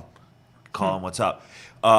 Big problem, buddy. We started loading all this data on. All of a sudden, all my ZFS data, like the memory, it's going through the roof. Like I'm at like 90%, and I was like, Yep. yeah, that's like how By design. that's work. That's what you want it. By design. And he was like, oh, okay, good. But to your point, yeah, like Right. that's what it's there for. Like, Yeah. don't you Right. like leave a little wiggle room for Right, services and stuff like Yeah. that. I mean, pay but I attention remember to seeing swap the before you message. pay I was attention like, to RAM. oh Jesus, his data's gone. What did we do? Oh, you're using all your RAM? Good. Right, and it's just like, and don't get me wrong, most of the complaints are valid, and I don't intend to invalidate anybody, but sometimes you get into a situation where it's really hard to meet them where they're at if they're complaining about something that you also can't prove is a real problem. Like you can, again, if you can get a $20 SSD and it's 512 gigabytes of storage, you don't care about. You don't care about the extra. extra 30 megabytes from this one particular You package. just don't. Yeah. You're wasting your time Yeah. and you're typing, complaining about Yeah.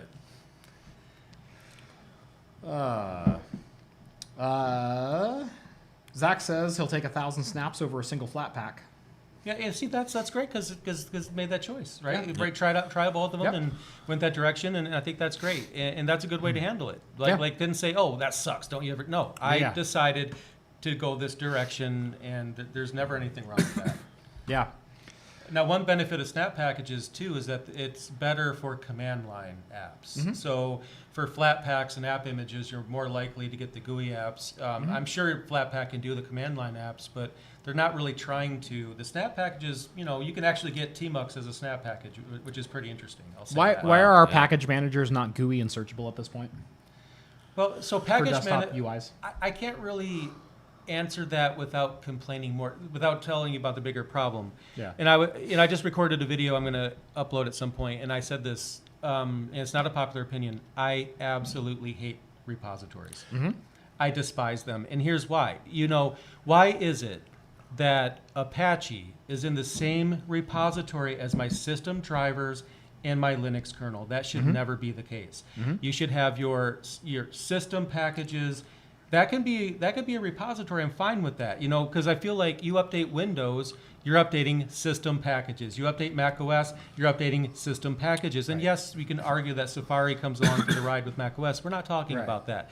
But the situation is just that, we're navigating this system where repositories do us a disservice because, and I mentioned this earlier, when I first started using Linux, actually sometime later, still kind of new though, a new version of OpenOffice was released, and I got really excited about this. I'm like, cool, I like that software, I'm going to download it. No, in the forums they told me I need to wait until the next version of my distribution comes out, and that'll be installed. I'm like, wait a minute. Mac users and Windows users can go to openoffice.org right now, and they can download it and use it today on release day. You're telling me that I need to wait until the next version of Ubuntu comes out to have the same benefit, and that has never made sense to me. And Linux users will defend this as being a good practice, but I don't. I would like to see universal packages for user space apps, and deb packages and RPMs being limited only to system drivers, the kernel, the desktop environment, the core functions of the operating system, and anything that sits in user space needs to be outside of the repository. And I know that's not going to be a popular opinion, but I really do feel like that's what we need to do. I don't think that's a bad approach. One of the things that I brought up in my talk, and I know Brett Radal brought up in his, was our frustration with Flatpaks, because this has been an issue with Firefox for a long time, with even Ubuntu moving the default Firefox install to a Flatpak and disabling Snap. you to be able Snap, yeah. Yeah, but you lose all your permission sets, which means you can't drag and drop files from your desktop. You can't access webcams. You can't access, core system services that we expect a web browser to be able to interact with. The mechanisms are there to allow permissions, a la Apple or Windows, to say, hey, this device or this program is trying to access your webcam. Is this okay? And you say yes all the time, yes this time, or never. And they haven't implemented that in Flatpaks or Snaps. Well, they technically did. So the situation is that if you go to GNOME settings, the framework is there. So you'll notice. But it's not on demand. But see, here's the thing. True. Yeah. But this is what I'm getting to. So every app you install, you'll have it listed there. Now, right now, when you go there, you're probably only going to find one option in each app.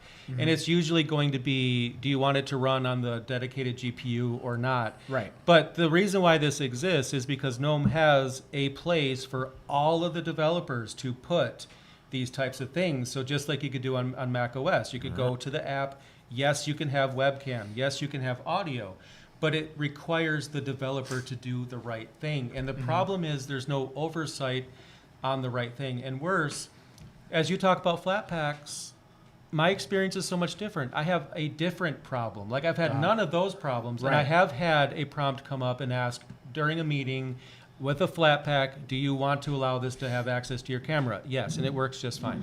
But your experience was completely different. But the problem that I have with flat pack is the weird bug where at some point, if you leave Firefox running for too long, you lose your ability to upload or access the file system. You must close Firefox. You have to reopen it. So imagine finishing a YouTube video. I think that's happened to me at least once. Yeah, so imagine like I couldn't figure it out. Like I was trying to attach an email or something like that, Right. and it just, you don't have access to that. No, it's like the file chooser does not appear. You hit the upload button on YouTube, and which is what I was trying to do. I have a video. I'm excited about it. Because you can't drag and drop, because why would you be able to do that? Right, like I didn't even try drag and drop in that case. But what I did try to do was hit the upload button, and the file chooser is supposed to come up. And that always works for me until Firefox has been running for too long, and I think its open file handles aren't being closed properly. So it keeps stacking and keeps stacking, and now it's run out of available file handles and cannot access the file system anymore. So I run into that problem. You run into different problems, but we still run into problems. Yep. Mircea, I believe is how it's said. There is an app called Flat Seal, if I remember correctly. It allows you to provide permissions to certain features for certain flat packs. And yes, that is a thing. The problem is it's an additional application and it's not necessarily developer supported. Right. Like I said, the framework is there to allow or deny permissions, but there's no implementation for it that's built into the distro. So that's the problem. So instead of trying to help the problem where app developers aren't putting their settings in the right place in GNOME, they're going to create a completely separate application to do this, which is much more work. Which is the worst implementation of a like, workaround. You could have 10 pull requests, at least in the amount of time that it took to develop that. I mean, we really can't do it this way. We have to target things at the source every single time, and we have to hold developers. I mean, we need to not be toxic, but there are some times where we really do need to educate people. Like, I remember one time I was annoyed with KDE a long time ago. It's no longer a problem now, so no offense to KDE people. But at that time, there was an issue where with KDE 4 point something, you play a game, you close the game, and KWin dies. You will never open anything again until you log out and log back in. So reported the bug. And they said, well, that's Intel's problem. They need to fix it. And then I replied, okay, so you're telling me that you're with a straight face that you think Intel is going to get their employees together for an all-hands meeting that they don't work with KDE and they're going to, they don't care. I'm sorry. And also, GNOME and XFCE don't have this problem. They worked around it. I hate workarounds. And I agree with the KDE developers that it was Intel's problem. It was not their code, but it is their responsibility to make it work. And here's the thing, and this goes back to what I said, that the problem with Linux isn't Linux, it's Linux. Right. If the problem exists, you have to acknowledge it and accept that, and then implement a fix.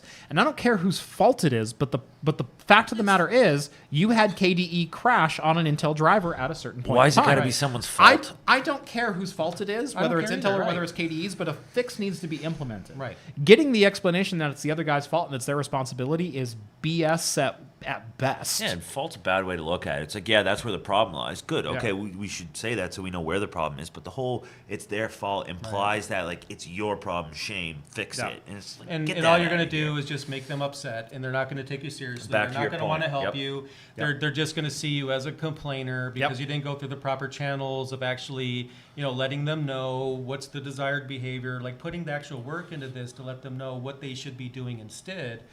And I feel like a lot of this comes from passion too, because we want to see this succeed, But the more weird decisions are made, the more frustrating it is for us. That it's like watching your favorite sports team go to the championships, but they just keep fumbling the ball along the way. But they had such a good run. Yeah. Oh, And that is good analogy. that is the epitome of Linux. So we talked about multiple different teams who had switched to Linux recently. We talked to your engineering team. We talked to myself. We had Radal. We had a couple other people who kind of gave their experiences. And what's funny is who was that gave that talk yesterday? On our side, Yeah, on your Alex. side. Alex, Alex, that's right. Yep. Doug asked him to give like out of 10, what was your experience? And I gave my experience as like an 8.5. Like the big things worked, but every single individual app fought me in some way, shape, or form. Yep. And Alex got on there, and he listed actually a lot fewer problems than I expected. And he goes, it was maybe a 7, which kind of took me back a little bit because it just goes to prove how much those little things do add up, do completely destroy your experience. Paper and cut. They're paper cuts. impede your workflow. Paper Yeah. cuts. That's Especially- what I call those kinds of bugs. I call it, Yeah. and I'm not the one that coined the term. I want to be clear. Someone else coined it, but Right. I use it because it works. Those kinds of bugs are paper cuts. They are not very damaging, but you can't stop thinking about it. Yeah, and it depends. But it's where going you to are. piss me off for the next 2 weeks. Yeah, and especially in Alex's case with that, I think maybe it was a little more intense. Well, you were using it for work and business purposes too, Yeah. but he works in our service department. Right. Service is usually fixing a problem. Yeah. You're not usually taking a call to be like, everything's awesome, grand. Right, exactly. And like, No problems on my no end. problems on my end, right? So you're going. It works in, on my machine. But it would be great if they did. Yes. Every now and But then. what I'm yeah. getting at is Yeah. that team deals with issues all the time. Yeah. So now they have to fix their issues before they can go fix someone else's issues. Yeah. Like, and so I think that's why his score gets a little lower. And that does your make sense, tolerance yeah. for it is just like, no, I can't. Yeah. Like this has got to work because then you've got that little bit of embarrassment feeling too, where you're like, Yeah. oh, here, hold on, a technical glitch before I Right. get in or something. Hold on, Oh, let me- can you press Control C for me? Zoom isn't passing it through. Right. Like, Hold it's on. just, Let me pause our service timer so I can fix my issue. You still wait there. Don't worry. We're not charging you for the next 15 minutes. Yeah. Like, that's not an acceptable thing to say over the phone. No, it isn't, right? And then they're awesome and they roll with the punches and stuff, Yeah. but that's it. So there is that difference of like adopting Linux as the home user. Who said it today? Dave Dickerson said it. Cattle versus pets. Yeah. The servers really should be cattle. They got to be the same. They got to work the same way. Yeah. But we've got a little more tolerance for our home pets. Yeah. And we want it to be unique. We don't Weird. mind a little Yeah. bit of I love don't and mind a little bit. right. Yeah.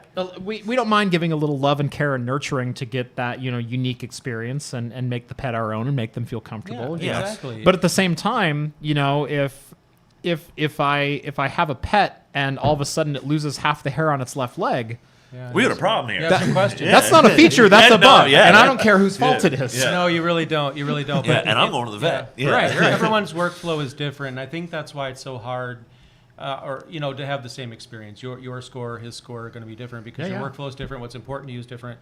Now, I'll say that Linux works for everything I needed to do. However, there are some things in there that made it easier for me. Like, for example, I'm not much of a PC gamer. I'm a console gamer, so I Yeah. really don't have that issue. But then again, I solved it on my end by actually installing Windows on a headless machine with a dummy HDMI plug, which does exist. Fake HDMI does Oh, exist. I use them all the time. And Josh has got and add a 10 gig card, Steam streaming, load it full of games, and every Linux client on even integrated, video can stream these games, and it's just incredible. I don't care what operating system is running my game as long as it runs it. Now I have this headless device that takes care of it. But then again, I thought of that, and meanwhile, other people that are not doing what I do and don't have a YouTube channel and trying to dial it to 10, they're just trying to get their games to work. So I totally get that is a frustrating thing. But if you're not a gamer, then you don't care about that, and then maybe Linux will score more points for you because that's not an issue that you'll run into like someone else will. Yeah. Manfoil chimes in and says, "Love from South Africa. There's a country I've not heard of on my stream before. So cheers. Yay. Hello. That's awesome. Yeah. That's one of my favorite things. The comments from people to find out where they are. I love hearing where people are at. It's Yeah, so I much know. fun. I've gotten like South Korea. I've gotten quite a few African countries, but no, South Africa's that's a new one. Cool. So add that to the list. Yep. I get lots of people from various places in India. I think Germany, Europe is huge. Yeah, It's just so I get great. Japan. I get India. Yeah. Yep. Germany quite a bit. Green chimes in with a super chat. Thank you so much, Green. I have 2 headless gaming i7 8700s and A2000 gaming rigs. Parsec is brilliant. Yeah, you have more than that. Green is on our Patreon. He's been a longtime supporter. He has a dual Xeon virtualization rig with 5 Tesla P4s that he does direct pass through in Parsec for all of his roommates. That is so cool. Yeah. Yeah, that is so cool. I love cool stuff. We like that. 3D printed him a custom shroud, so he's got like an 80 millimeter fan that cools all 5 of the P4s at once. And yeah, that's how he does that. Mercia says hi from Romania. Hello, that's another new one. Wow. Hello. Yeah. Welcome. Yep. Welcome to the show. That's so cool. This has been such a fun week. Like last year was so great, and this year's been great for completely different reasons. Last year was all about hardware. It was all about where's the home lab at, where's what are the needs, what are the wants, and kind of thing. And we've got an HL8 behind us now, and that's fantastic. This year, as you'll see, all of us are probably going to be making videos here in the next week or so about our experience here. I mentioned earlier, the theme for this week was de-Windowsification, de-Microsoftification. You're too good at that.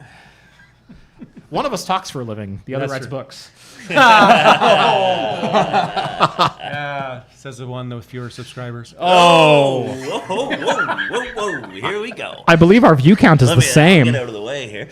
But yeah, I don't know, roughly the same. It's kind of like the number. I joke about the numbers, but they kind of don't mean as much as people think they do. don't. Yeah, they really don't. Yeah. Like a behind the scenes, like us YouTubers, we have all these conversations. Of, people think that matters.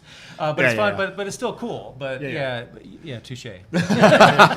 I'll give you that Both one. That was, very I'll successful. give you that one. That was a good one. Both very successful. Yeah. Cheers to you. Absolutely. Collaboration. That's right. Yeah, well, it's funny. It's great to collaborate. We've been we've known each other 3 years? I'm guessing 3-4 years. something yeah, like that. something like that. Yeah. It's like you get so busy, it's crazy. It's like all the people I want to collaborate with, and then I thought getting into business for my own with this channel, I was like, I'm going to collaborate with everybody, and then it's like, well, content schedule says no. Yeah. I had a plan. So I went full time with just 125,000 subscribers and a little over like 9 million total views. Like I was woefully underperforming to like make that leap, but at the same time my contract was expiring. I didn't want to renew it, and I went, it's either I make the leap now or I never make the leap, and so Absolutely. I did. And I had a plan July of 2020 to do a lot of collaborations. What I was going to do is fly to different regions of the States or even around the world. So like fly into New York and do something with Louis Rossman and Greg from How to Drink and make the rounds through there and then come back home. And then maybe a couple weeks later, fly to Michigan, do something with you, do something with Tom, do something with Veronica, do something with Tim, fly home, fly out to Kansas, do something with Gearling, do something with so cool. do something with Wendell, and then fly back home and just do these like little regional like 3-4 day trips, but get like 3 or 4 collaborations in. And then the pandemic hit, and it's like, well, I'll shelve that for 3 years later, and then 3 years later, it's like now I'm too busy to do that kind of crap. I went into business on my own when the pandemic started. So imagine, it's like I took a pay cut on purpose. I mean, I knew what it was going to be. Nothing is a surprise to me. It's like my company. It's a good thing. They're ramping up sales. They're hiring new people. Like everything is looking great. But when they tell me, we're going to need to work harder, got a lot of accounts, I'm like, I don't have any more harder I can work. So, but it turns out there's only one of me, and he still gets tired after 9 hours. So it was a massive pay cut. But the thing is, though, having that freedom to actually control your own destiny if you want to, because I know there's lots of people out there that don't want that responsibility. But if you're comfortable experiencing this or taking a chance on it, I feel like I could create the content and the things that people want to see, and nobody's on top saying, no, you can't do that. No, I will do that. Really? Totally. Because no one, and it's such a great superpower to have that, and it's to get to experience that is incredible. Yeah. No, so I've thought about like revitalizing that plan of like, just fly out to some random location, do 3 or 4 collaborations, just like find a circle of people who are, within 50 miles of an airport and go do that. I would do it. I'd love to do something like that. Yeah, I want to collaborate with everybody you just mentioned. We have the same taste. Yeah.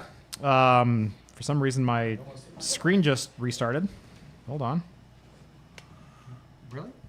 Yeah, it said, you're offline. And it's like, no, I still have Wi-Fi. Did someone run over the fiber again? No, it's buried now. Okay. Okay, good. That's good. We are still streaming. There's still bandwidth going through. So I'm going to call that good. Yes, I want to discard changes. Why? What in the world? What in the world is going on? Hold on. We'll get back here. Yes, Stream. I'm curious if they're hearing us or Cancel. not. Yeah. It says we're still streaming, but that doesn't mean that YouTube is receiving it. So let me go back and... great, gotta go back It's to amazing we studio. haven't figured out automatic refresh of content yet. It kind of works sometimes. Right?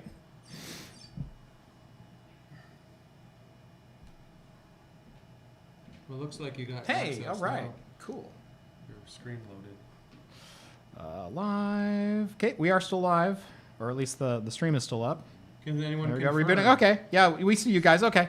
All right, good. My laptop never just left. went. My laptop just went. You're offline, and my chat went away, and then it said Talking Heads, episode 144, which was I think the last in-person live stream that we did in my studio before COVID happened.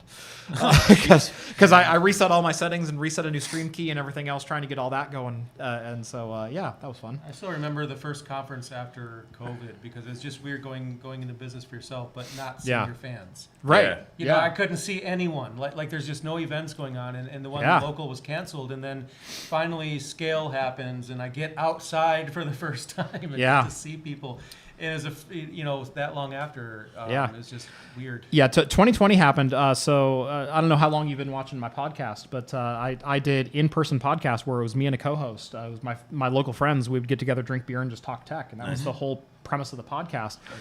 March Yeah, I 20. think that's pretty cool. Yeah. March 2020 happened, and I went, well, we need to stop this. We need to go remote, and so we went remote, and that was episode 144, I think. That was the last time we did that. And I've been, haven't really gone to any events since then until literally this last year. Went to LTX, came to 45 Drives, Yep. but that's the first bit of traveling I've done since, CES 2019. Wow. And it's just, part of it, I don't feel comfortable. I've got 3 young kids. I've got things that I want to protect. Absolutely. We do have a couple quick shout outs. Number one, Circuit Rewind says, hello from the Pacific Northwest. Cool. He's also a longtime patron. His name is Vince, and he lives in Seattle. Zach wants to shout out to Green and say, Craft Computing, too bad he gives you too many cool ideas for the RTX 4000 Ada. This is a fun story. So I wanted to review the RTX 4000 Ada small form factor. It's this tiny little card with like 6,000 CUDA cores and 20 gigs of VRAM. Yep. It's a cool little freaking card. Yoko sent one to me to review, and he goes, when it no longer serves a purpose, you're going to send it over to Green. So Green can use it for whatever he wants, and that was the agreement.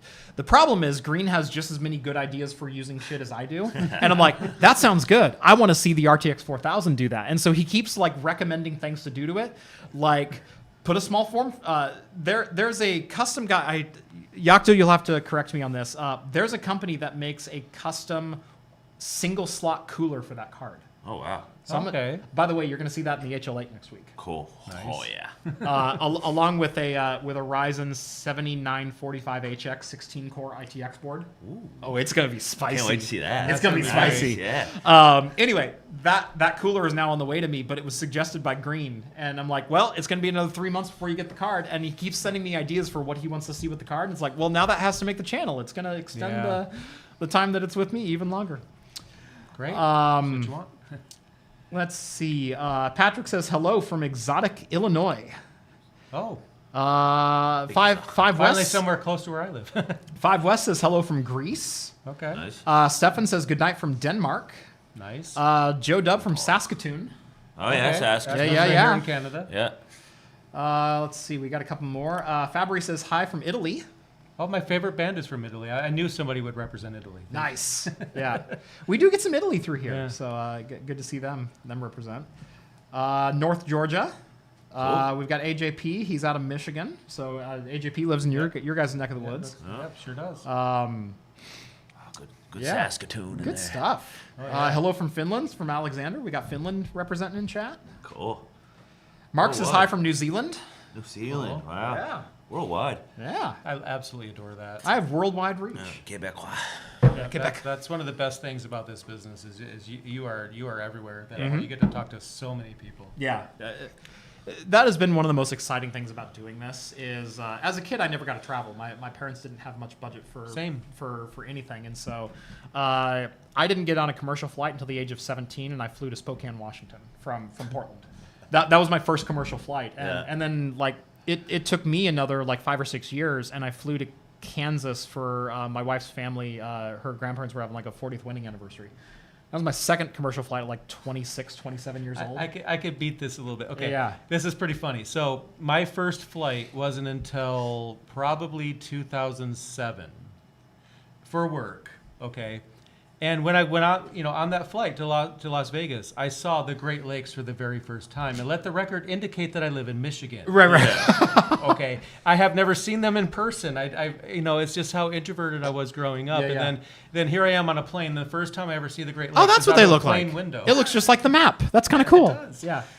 It actually does, and it was just funny because Yeah. I look back at that because the same thing that lower finances can't really go anywhere, and Yeah. then adult lower finances can't really go anywhere. Then finally you're starting to get up in the business, Right. and you can finally go somewhere. And No, then you see growing stuff. up, we did a lot of road trips, and so I used to joke that I'd been within 3 miles of Canada and 3 miles of Mexico. I'd been all up and down the I-5 Yeah. corridor. Nice. I've Yeah. been as far north as you can be. Spokane, we drove all the way to the border and back. I took a trip down to San Diego. Cool. We Yeah. saw the border from San Diego, but I'd never crossed anything, and those are the only 3 states I'd been in until like I was 27, 28 years old. And then since then, obviously, I've been to like 15 or 16 states in the last 10, 15 years. All over the country. I've been to Texas for QuakeCon. I've been to Minnesota. I haven't been to Michigan yet. Actually, on the flight over here, Montreal was the first time I've ever slept in the Eastern Time Zone. I've been all over the 3 to the left of it. I've been all over Pacific Central. Oh, wow. But So I'll I have never a- crossed the Mississippi and stayed. If you come to Michigan, I'll have a care pack. I have- It's going to have better made chips. Yeah. Fago Pop, like Fago all Pop, the Michigan yeah. brands. Nice. But I'll give you a little bit of information. Michigan has 4 seasons: Yeah. cold, colder, coldest, and hot. Yeah. And it actually stands for something. Did you know that? Michigan stands for something. It's an acronym. What's that? Man, it's cold here. I'm going away now. That's funny. We have similar seasons like that too. It's winter, still winter. Right. Spring, How is it still construction. And then summer's just You have construction. a more warm season than me then. Yeah. Oregon actually does get all 4 It is. seasons. We do get a little warmer. Just the ocean keeps us a little regulated here. Yeah. We never Really? quite get as cold as the mainland. That's great. Continental, I should say. It's really fun whenever I tell people that I'm from Oregon, especially when I come over to like here to like Sydney, Nova Scotia. They're like, "Oh no, we're way far north, we're way far east," and I'm like, "You realize it's a straight line from where I live, right?" Yeah. I get on a plane and Yeah. I move. I don't move up or down a single degree. You just hug the border. Yeah. Well, So technically you do because all flights are at a curved. But right. Anyway. Yeah. Anyway, I digress. But no, I live on the 45th parallel. My house is literally even with the 45th parallel. that's so fun. I drive to Portland. Portland's on the 46th. You guys are at like 46 and a quarter. Okay. And so literally, Portland is north of Toronto. Yeah. That's one of my favorite facts. It is a lot of. Yeah. There's a lot of the states, that are more north than the majority of our population because we all live right along the border. Right. I Exactly. saw like one of the most amazing corporate financial decisions ever in Toronto. Uh-huh. Driving through there, I saw an IKEA, but not just any IKEA. It was an IKEA on the first floor of a huge apartment building. Oh my God, what a brilliant idea that is. They probably sell everything. I need a new bookcase. Go I'm to gonna where take your the elevator. customers are, right? Exactly. So Yeah. imagine like anything you need to just go downstairs. IKEA's the first floor, and you have whatever you Oh need. God, are we gonna get like Amazon Jerry Towns before too long? Oh God, Like, not. Oh, yeah. Well, yeah. here's something that I found out about recently. There's a cruise ship called the World. Have you heard of it? the world. No. Nope. Oh. So if you go on this cruise ship, it's your permanent address. It's an apartment cruise ship. Your mailing address. I Is have this heard of cruise this ship? concept. Yes. Yes, and it just goes around the world, and your apartment is floating along with everyone else. They found out, a lot of retired folks have found out that it is cheaper to book like 12 continuous cruises than it is to stay for 6 months in Florida. And so they'll just book cruises, and they'll cruise all around the Gulf and go to the Bahamas and everything else. And they're like, it's free food, it's free drink, everything's covered. I get shore leave on a beach every 2 days, like, and I don't have to sit in Florida. Like, it's wonderful. Yeah, it's totally a thing that people do. I was like, retirement plans. Do I want to or not? I'm thinking about it. Yeah. Oh, that's too long away anyway. Let's see. We got some more shout outs. We've got hello from Switzerland. Nice. We've got Norway checking in from Roar. We've got New Hampshire. I don't know that I've ever had New Hampshire check in either. I know I've had Vermont, Connecticut, but I don't know. I don't think I've had New Hampshire. I don't think I've had Maine. I have a question for your audience. Who is avoiding sleep? Like in a time zone where literally everybody is sleeping. Yeah. What time is it? Where you are? Are you watching in the middle of the night? Now that's dedication. We're approaching midnight in the UK, and they normally don't get to see me. Like I said, normally we start our stream at like 3 or 4 in the morning in the UK. So we're approaching midnight now. So those who are in the UK or Greater Europe area, they're definitely like on that edge On the of cusp of like that, yeah. needing to go to bed to wake up tomorrow on Friday. Quite a few 45-degree folks checking in. Allison checks in. Hi, Southerners from the 51st parallel. Okay. Northern Europe. Yeah. Yep. Isn't Michigan the Orange Barrel state? I haven't heard that. I don't know that. Right. Oh, the construction. Talking about construction. That's a yeah, construction joke. yeah, Yeah. Okay. okay. Yeah. Fair It is, enough. but you know what's That's really also irritating? Tacoma. Yeah. You know what's funny about Michigan is like the closer you drive to Ohio, the better the roads get. Because in Ohio, they, at least as far as I can see, they take care of the roads really well. In Michigan, you're lucky if the paint hasn't been completely worn off the roads by the time you drive on them. Yeah. So that's That's like it construction up here. barrels everywhere. That's why. Sebastian says Buenos dias from Argentina. Nice. Ed says glad to be the first from New Hampshire. Paul says greetings from North Carolina, formerly Minnesota. So new neighbor of 45 Drive. Exactly. Building 5. 45, yeah. Well, that's 45 interesting. I'll be US. moving to South Carolina in a couple of weeks, or a couple of months. So. Open an office in Wilmington, North Carolina. So If you want to come get to for a Michigan, visit. you got to do it soon. And Allison says it's only 9:40 in the UK. Okay, Okay. so it's only 9:40 p.m. Okay, is there a time difference or change here that kind of makes it the difference? No, that's right. They're only 4 hours in front of us from here. Yeah, it sounds about right. Yeah, that's right. Normally we broadcast at 6, and it's 2 a.m. when we start, 4 a.m. when we finish. That's right. When I work for British companies, I feel like it was it was their tea time around my lunchtime. Yeah. That's my understanding. Manfolio from South Africa says it's 11 p.m. Nice. His family's asleep, so there we Okay. go. David checking in from London. It's not too late here. Okay. Yeah. Sorry, time is so fluid for me this week. Like, I didn't even get into what my travel was this time, but can I just say I hate Air Canada? My fiance lost her phone, and I'm still fighting to get it back. Yeah, so it was supposed to be 17 hours of travel to get here from PNW, and that was with an 80-minute transition in Vancouver and a 70-minute transition in Toronto. That's including getting through customs in both places, because when you're coming into the Canada and you have not yet entered the country officially, you're still in the airport, you have to go through customs each transition. So in Portland, my flight was delayed 4 hours, so obviously I missed my connecting flight in Vancouver, which only had an 80-minute layover. I got rerouted through Montreal with a 16-hour delay on that end. So 17 hours of travel that was delayed 16. It's even worse than I thought. Yeah, it was bad.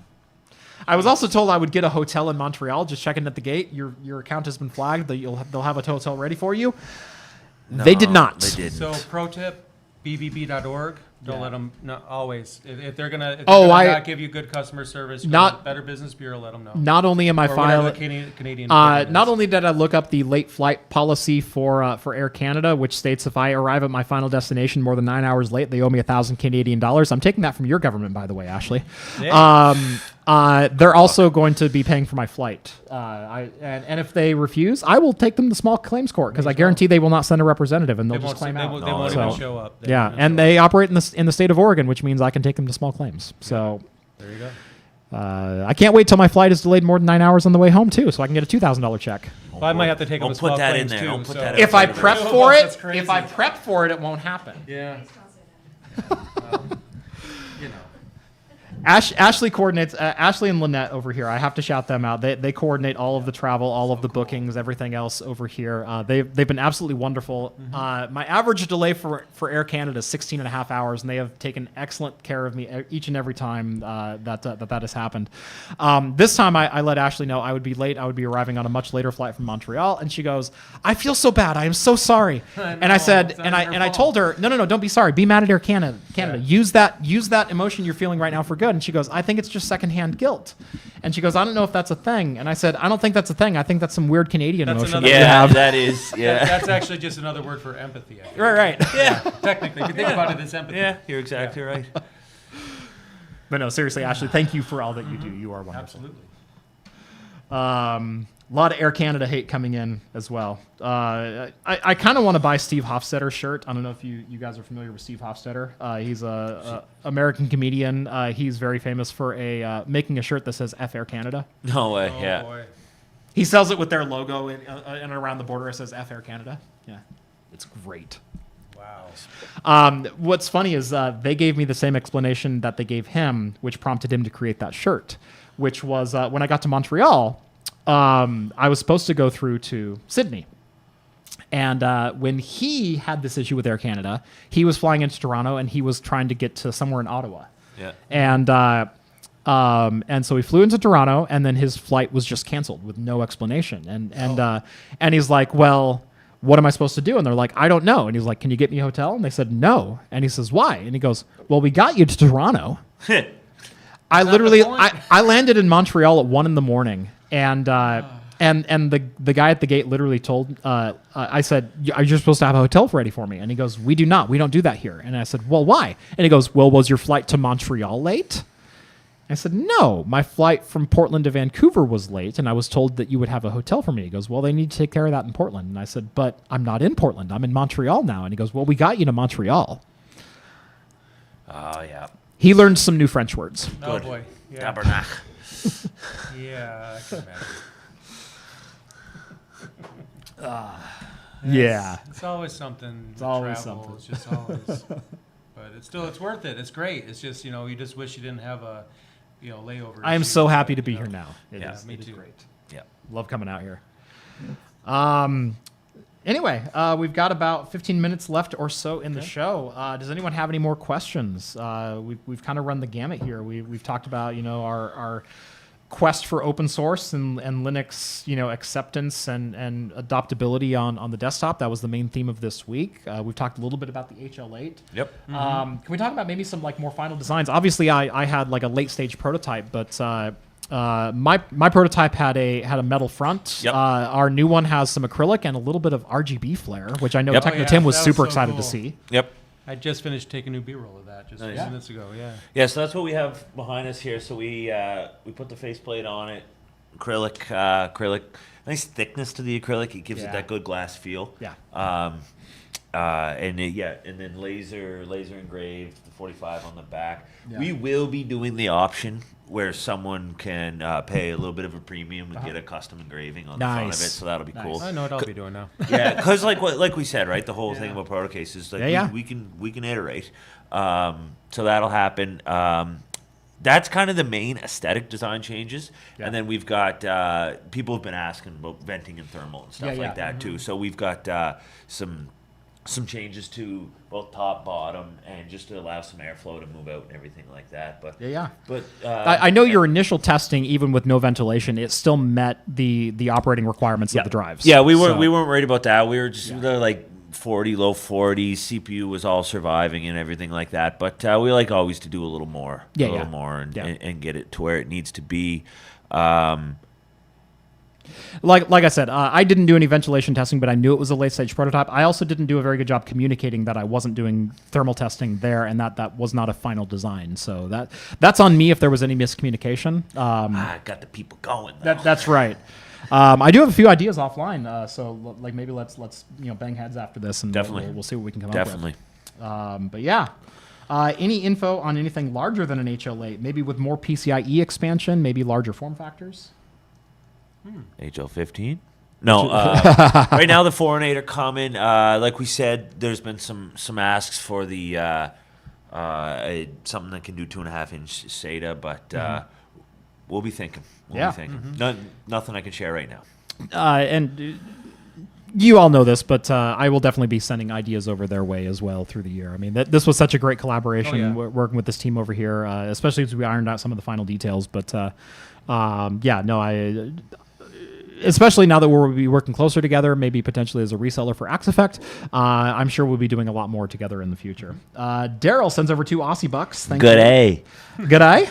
Good day from the real Sydney, not the fake Jeff Sydney. Fair enough. You guys are the real Sydney. That's right. I'll type Sydney into things, and then I'll have to add Sydney, Nova Scotia. There were so many people disappointed when I announced that I was heading to Sydney that thought I was heading to actual Sydney. Okay, well, careful now. Well, no, they're just concerned for your safety. Because Sorry. The animals Other and things Sydney. are out there. Thank you. Okay. Yeah, Other Sydney. Funny enough, though, that's happened. There was a whole big report in the local news here one day. There was a young man from the Netherlands, who thought he was flying to Sydney, Australia. Didn't realize he got tickets to Sydney, Nova Scotia, and walked out and goes, "It's cooler than I thought." He got all the way onto off the plane before he figured it out. So on one hand, that sucks for him. On the other hand, it's like you should have been worried when you got on a little prop plane from Halifax on the wrong side of the earth. Right. That flight wasn't nearly long enough. He's like, these people have a funny accent. Yeah, They must be in Australia. Yeah. The French didn't tip you off.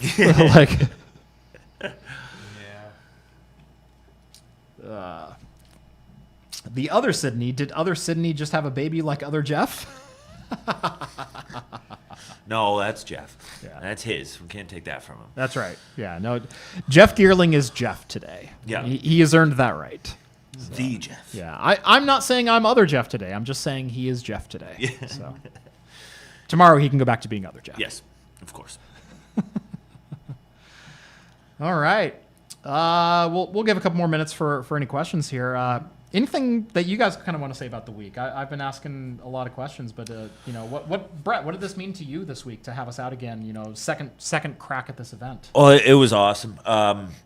Last year was a lot of fun. This year, I'm glad we did the extra day. Yeah.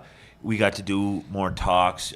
We got to expand the amount of people coming. Like the creators, you guys are awesome. But we got to bring a couple customers in as well too. A friend of ours, David Dickerson from CIQ, which is very close to Rocky there, and that's fun to and honestly love everyone here. It was so fun to have Tom here in person too. Yeah. Tom Lawrence. He didn't make it last year due to a unfortunate shoulder injury on his motorcycle. Yep. We lost Wendell, unfortunately, but he was here remotely, so that was fun. But it's huge for us. It's fun to show you guys everything we do here, it's I don't know. It's just fun to be part of the crew. We got the invite into the Discord chat. That's going to be fun, and it's great, and it's great to show off and to be hospitable, because that's really who we are here. Like you said about Ashley, I'm feeling secondhand guilt. It's not your fault. But we don't help. We can't help ourselves. Right. Canadian saying story. It is the stereotype. Well, I mean, I do the same thing too, so maybe I just inherited that somehow. But you're right there. You're but that's close. important, because you're so Canada to adjacent so many to- people. Yeah. I mean, I think that kind of and then the company being very transparent, and then the company values I really love too, and then the experience for me has been pretty incredible, because I just feel like I'm playing an incredible amount of catch up for all the times I did not get out during COVID and did not do this and did not do that. So I feel like for me it's even more special than it would be already, but I'm meeting new people, getting to hang out with people that I already know, some of which I've known for years but haven't met in person, and then collaborating with people, sharing ideas. And then the fun part about it is seeing what happens from that. Like, where are those ideas going to end up? And then I kind of want to just see where that goes. And that's one of the fun things the about cross collaboration or contamination, if you will, of everyone jumping in. This was so fun, because we were going to sit here and do this live stream, Right. and then everyone just started popping in. It's Right. like, isn't that awesome? Yeah. May as well. Yeah. And I do have to plug, so we're doing this live stream, but we're doing another one tomorrow. Yeah. I believe that's 2 p.m. Atlantic? That is correct, Yeah, 2 yeah. p.m. Atlantic, and we'll be doing that from the Alexander Graham Bell Museum. Okay. Yeah, so Yeah. that's really cool for those who don't know. Alexander Graham Bell invented the telephone, or at least the first one to patent it and Yep. bring it. And he spent a lot of his time up here in Nova Scotia, Cape Breton. Yeah, Bedeck. basically spent like between 8 and 9 months a year up here in Cape Breton. Yeah, so there's a big museum and everything over at Bedeck. It's about an hour drive away from here. Yeah. Beautiful, beautiful spot. So we'll be doing it from there. Last year we did it from a boat. This time we'll be doing it. And the stage and the setup will be really cool because it won't be like looking in towards the stage and a big screen. Like we're going the other direction, so you'll see the big, like the airplane. Oh, we're doing it behind the suspended and airplane. everything Oh, like that's that, cool. too. So it's gonna look really cool. We're really excited about that. I didn't know we were doing that. Yeah. I'm super excited. Yeah, so really, everyone watching, tune in, and it's the live stream is everyone, the entire panel. Yeah. So it'll be fun. The boat last year was really fun, but it was really cramped and the wind sucked. Yeah, So we'll have good audio and plenty of room for everyone. Yep. Green wants to know, and I already know the answer to this, but Brett, I want you to geek out for a second. Yep. I asked this last time, but I'm curious if there's any compute-focused designs floating around, or is this still very much 100% storage? No, compute's coming. Compute's coming, baby. We always started storage, right? But storage is one piece of the puzzle. You need it all. We have what we've deemed, I don't even have a great name for it. I call it the compute server. It's marketing's got different names for it, the Proxinator, whatever it's running in for. Yeah. But it's one U server, and it's designed to run the latest generation of AMD Genoa platform CPUs. Yep. And I can get you like 192 cores in that thing, and my goodness, it was a fun thermal challenge. Yes. Figure out how to move that heat off that thing. So I'll break it down a little bit. They have dual SP5. Yep. So AMD Genoa 92 core, 92 core, 184 altogether, or 192 altogether. 192, there it is. Boom. Yeah, 96 core, 192 altogether numbers. Up to 1.5 terabytes of RAM, I believe is the official number on there. Oh, wow. You have two different models, one with 8 NVMe hot swap and one with 16. Correct. And then there's also support for a full dual slot GPU up to literally whatever you want to run. They had an L40 in the model that's downstairs. Yeah, Jeff was eyeing it. I told everyone to put it away. They wouldn't let me unscrew it and hold it. I don't know why. So there's that, and then so that's in a 2U form factor. So like everything you just said there, and then we do have the 1U option as well too, where there isn't any external storage. It's just built massive compute on that too if you need it, because. You can kind of build your solution as you see fit. Yeah. Some people want to kind of hypervise, put their storage and compute in one. Some people want their storage separate and a couple other compute servers, and we can work with you that way. Yep. But we're going to keep expanding that. Yeah. What GPU do you prefer for pass-through via Proxmox, Radeon or NVIDIA? NVIDIA. Yeah. Flat out. Look, it's not that I dislike Radeon products. It's just that they've been so disingenuous, especially when it comes to GPU virtualization. Yep. They claim it's an open source, open product. You can download the drivers. You freaking You can't. At least NVIDIA is honest about you have to pay us. You have to pay for the can license. get them. Right, you can get them, and that's totally fine. At least being honest. I still think they're way overcharging for the product. I'd rather buy the hardware and be able to use it. But they know that they're the only ones you can get it from. That's exactly right. Intel comes into the mix, but Intel doesn't even seem to want to sell their products, let alone license them. I know. They got something going on. Yeah. I've been promised an Intel GPU, one of their Flex GPUs for virtualization, because that's kind of my bread and butter for 2 years, and I have yet to get one in my hands. I don't have a grudge there. It's just like, Intel, let me show this crap off. I guarantee you people will buy it. And they're like, nah, it's not ready yet. It's like, well, you're selling it. I could go buy one. I could go download the drivers, but yeah. Hey, company, you should do the right thing. Oh, no. Yeah. But AMD's the exact same way. Like they claim it's open source, open compatibility drivers, but then you cannot download drivers unless you're part of their partner program and you have like a $5 million service contract. So. Yeah. Interesting. Yeah. So NVIDIA, and I don't even like that answer, but that's the answer. So well said. Yep. Just say the same for video editing. It's NVIDIA. Even though I don't want it to be, and I don't prefer NVIDIA, but that's what I have because that's what I do. Most of the acceleration in video editing workloads is done through CUDA, and you can't run it on anything else. So there you go. Yep. What cheap GPU do you recommend that has like 20 gigs of VRAM? There's no such thing. We have a severe lack of competition in that game right now. Yep. cheap GPU. If you don't care about speed, you just want it to run. You want it to be able to hold an LLM. The Tesla M40, it's a Maxwell-based card you can get for less than $100. The Tesla P40, it's a Pascal-based card. Also has 24 gigs of RAM. You can get that for about 140 to 170, depending on the day.